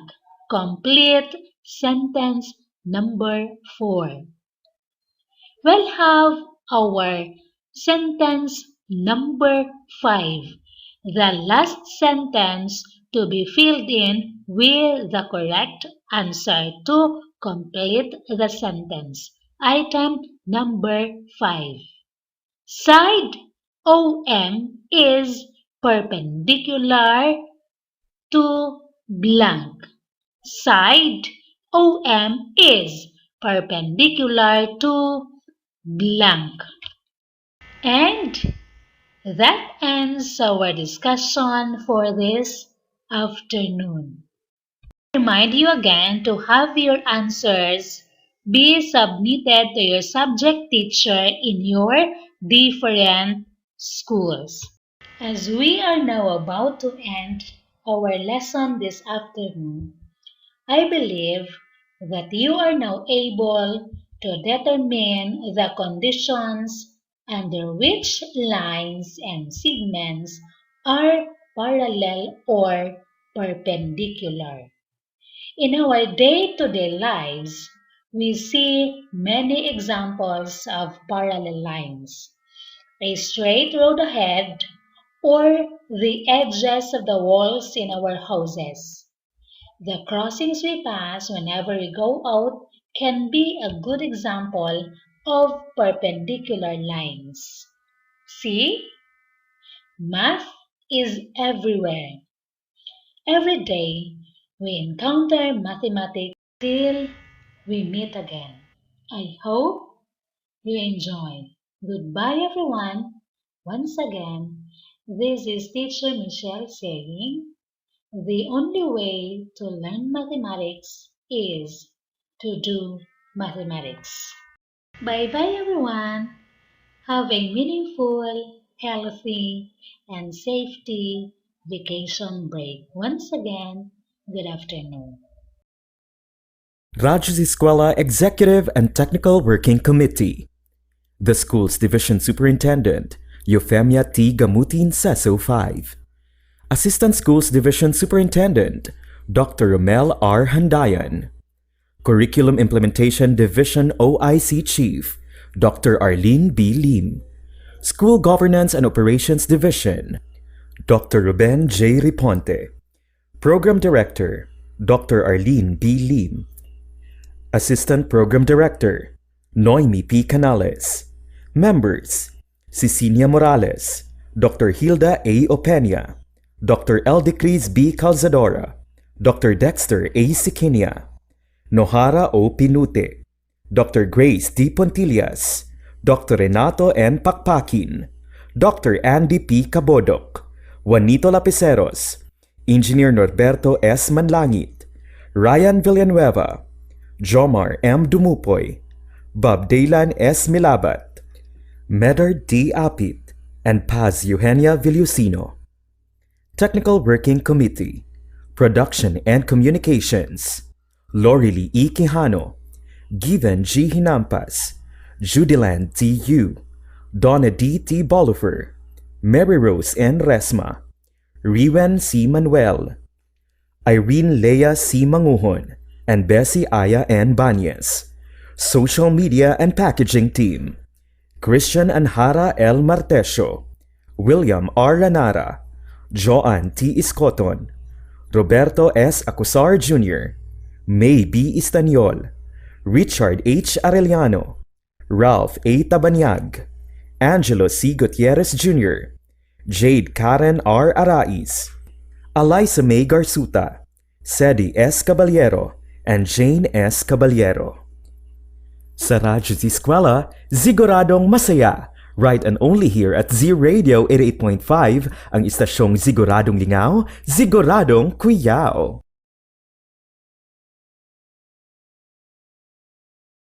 Division Superintendent, Euphemia T. Gamutin, Seso 5. Assistant Schools Division Superintendent, Dr. Romel R. Handayan. Curriculum Implementation Division OIC Chief, Dr. Arlene B. Lim. School Governance and Operations Division, Dr. Ruben J. Riponte. Program Director, Dr. Arlene B. Lim. Assistant Program Director, Noemi P. Canales. Members, Cecilia Morales, Dr. Hilda A. Opena, Dr. Eldecris B. Calzadora, Dr. Dexter A. Sikinia, Nohara O. Pinute, Dr. Grace D. Pontillas, Dr. Renato N. Pakpakin, Dr. Andy P. Cabodok, Juanito Lapiceros, Engineer Norberto S. Manlangit, Ryan Villanueva, Jomar M. Dumupoy, Bob Daylan S. Milabat, Medard D. Apit, and Paz Eugenia Villusino. Technical Working Committee, Production and Communications, Lorely E. Quijano, Given G. Hinampas, Judiland T. Yu, Donna D. T. Bolifer, Mary Rose N. Resma, Riwen C. Manuel, Irene Lea C. Manguhon, and Bessie Aya N. Banyes. Social Media and Packaging Team, Christian Anhara L. Martesio, William R. Lanara, Joan T. Iscoton, Roberto S. Acusar Jr., May B. Istanyol, Richard H. Arellano, Ralph A. Tabanyag, Angelo C. Gutierrez Jr., Jade Karen R. Arais, Eliza May Garsuta, Sedi S. Caballero, and Jane S. Caballero. Sa Radyo Z-Eskwela, siguradong masaya. Right and only here at Z Radio 88.5, ang istasyong siguradong lingaw, siguradong kuyaw. Katambalan ng pag-ahon, isang bansang puso ay pinag-iisa. Nang dikiing, lahat tayo'y uunlad at aangat. Yan tayo, kabrigada, diwa ng bayanihan, atin ang hanggang man ang mararating, mananatiling tayo ay magkasangga. Dahil sa tuwing kasama ka, kabayani kabrigada, lahat ang ikawin gawin, bigat ay kayang buhatin. Ito ang pusong brigada, paaral ay pinapaganda. Pusong brigada eskwela, walang iwanan tayo.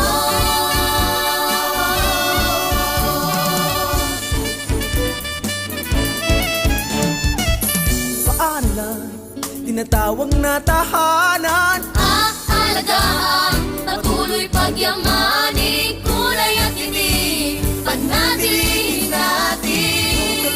Kapit lang, Sama-sama, walang iwanan, mananatiling magkasangga. langit ay kakampiling natin. Ano man ang mararating, mananatiling tayo ay magkasangga. Dahil sa tuwing kasama ka, kabayani kabrigada, lahat ay kayang gawin, bigat ay kayang buhatin. Pusong brigada eskwela, walang iwanan tayo. Walang iwanan tayo.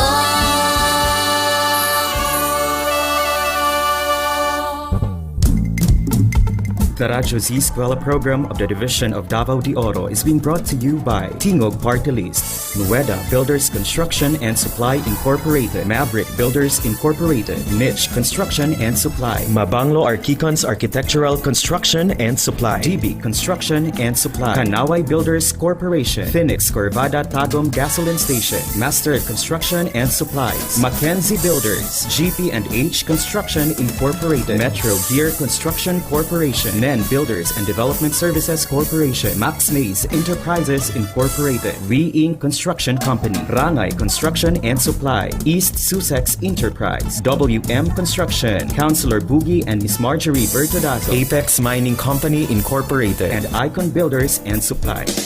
Nagasibiyag gikan sa Bulawanong Probinsya sa Davao de Oro. Kini ang Siguradong Lingaw. Siguradong lingaw. Siguradong kuyaw. Siguradong kuyaw. 88.5 Z Radio. This is Z Radio 88.5. Z Radio 88.5. Siguradong lingaw. Siguradong kuyaw. Z Radio 88.5. 1:48 is our Z time. Mga ka-Z, you are still tuning into Z Radio 88.5, ang istasyong siguradong lingaw, siguradong kuyaw para sa atong programang Radyo Z-Eskwela, siguradong masaya. You are still with me. My name is Teacher Given. Maayong hapon sa mga kakatune-in lamang po.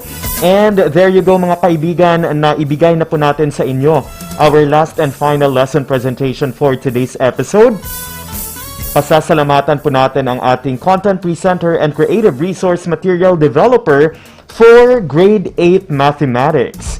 Hello and happy listening to Ma'am Michelle Iniere of Tambungo National High School, together with Ma'am Shana May D. Pantinople of New Bataan National High School, ang mga punong abala para sa ating leksyon sa Grade 8 Mathematics. As a sort of a recapitulation, we discussed about parallel lines and perpendicular lines. I hope nga daghantag mga nakatunan pinaagi sa ato ang pag-air dinhi sa ato ang leksyon on Mathematics Grade 8 with this particular topic. Sa tanan natong mga content presenters and creative resource material developer for today, maraming salamat sa inyo and for your continuing support alang sa ato ang programa. Sa ako anang gikaingon ganina no, we are now approaching to the end of school year 2020 to 2021, and it's really good nga finally nahuman na gyud nato, padulong na nato mahuman ang school year nga ani agihapon ta madasigon sa pagpakibisog ni ining pandemya nga atong ginaatubang. And school year 2020 to 2021 is just a proof nga we teachers or we at the Department of Education are really very resilient. Na-test yun ang ato ang persistence and perseverance, no? Panahon sa pandemya, but look at us now. Padayon nato nga ginaatubang kini and padayon natong atubangon pa nga himsog ang atong panlawas o luwas ang atong kahimtang. Happy listening nga pala sa ating mga teachers, mathematics teachers from all around Davao de Oro, gikan sa District 1 to District 2. Maayong pagpaminaw ninyong tanan. Ato apong timbaya ang ato ang public schools district supervisors and district coordinating principals. Padayon lang sa pagpaminaw og daghan kayong salamat. Special shout out sa amo ang kanhing principal dinha sa Monte Vista National High School nga karon anaa sa Tambungo National High School, ang amo ang mother manding Ma'am Balbina Tolentino. Maayong pagpaminaw. And of course, ako ana lang pong itimbaya kining ako mga kaubanan sa Monte Vista National High School. Gipanguluhan of course sa amo ang school principal for Dr. Jernaldine O. Perez, our school principal for the senior high school, Ma'am Marites Villacorteza, and our head teacher, Sir Genev Miguel. Sa ato ang mga ka-department din English and SPA department, maayong pagpaminaw. And of course, ato apong gitimbaya, ato ang program director sa RBI implementation, Dr. Arlene Lim, and our assistant program director, Ma'am Noemi Canales. Thank you very much, and daghan kayong salamat tungod kay kanunay gyud kauban naton sila sa ato ang pag-implementar sa RBI or radio-based instruction. Ato apong gitimbaya of course ang ato mga kaubanan gikan sa regional office, Region 11. Ato ang special shout out din ato ang education program supervisor in English sa region. We have Dr. Manuel Vallejo, and hello also to Ma'am Mary Jane Mejorada, the EPS for Filipino. Maayong pagpaminaw ninyong tanan. Oras na to, it's 1:53. Usa ta manamilit dinhi sa kahanginan ato asang pasalamatan kining ato mga program sponsors. Yes, thank you very much, Nueda Builders Construction and Supply Incorporated, Maverick Builders Incorporated, Mitch Construction and Supply, Archicons Architectural Construction and Supply, DB Construction and Supply, Kanaway Builders Corporation, Phoenix Corvada Tagum Gasoline Station, Mackenzie Builders, GP&H Construction Incorporated, Metro Gear Construction Corporation, NEN Builders and Development Services Corporation, Max Mays Enterprises Incorporated, We Inc. Construction Company, Rangay Construction and Supply, East Sussex Enterprise, WM Construction, Councilor Boogie and Miss Marjorie Vertudazo, Icon Builders and Supply, Apex Mining Company Incorporated, Pahati Construction, Tingog Party List, og ato apong pinasahing pagpasalamat ngadto sa ato ang Congressman Manuel Y. Corat Zamora and our very own Vice Governor Honorable Maria Carmen Zamora sa pagpadayon nila sa ato ang programa dinhi sa Sibyahanan sa Z-Radio 88.5. Daghan kayong salamat og sa ngalan sa kinatibuk ang pwersa sa Radyo Z-Eskwela DepEd Davao de Oro, gipanguluhan of course sa atong Schools Division Superintendent Ma'am Eufemia Gamutin Seso 5, and Assistant Schools Division Superintendent Dr. Romel Handayan. Kami manamilit na dinhi sa ato ang programa.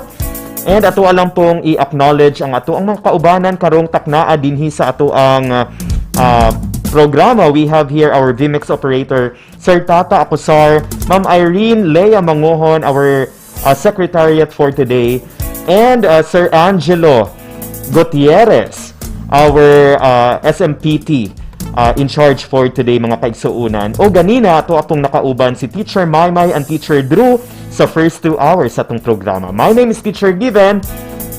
God bless everyone. Og sa kanunay, dalaygon ang Diyos. Bye-bye!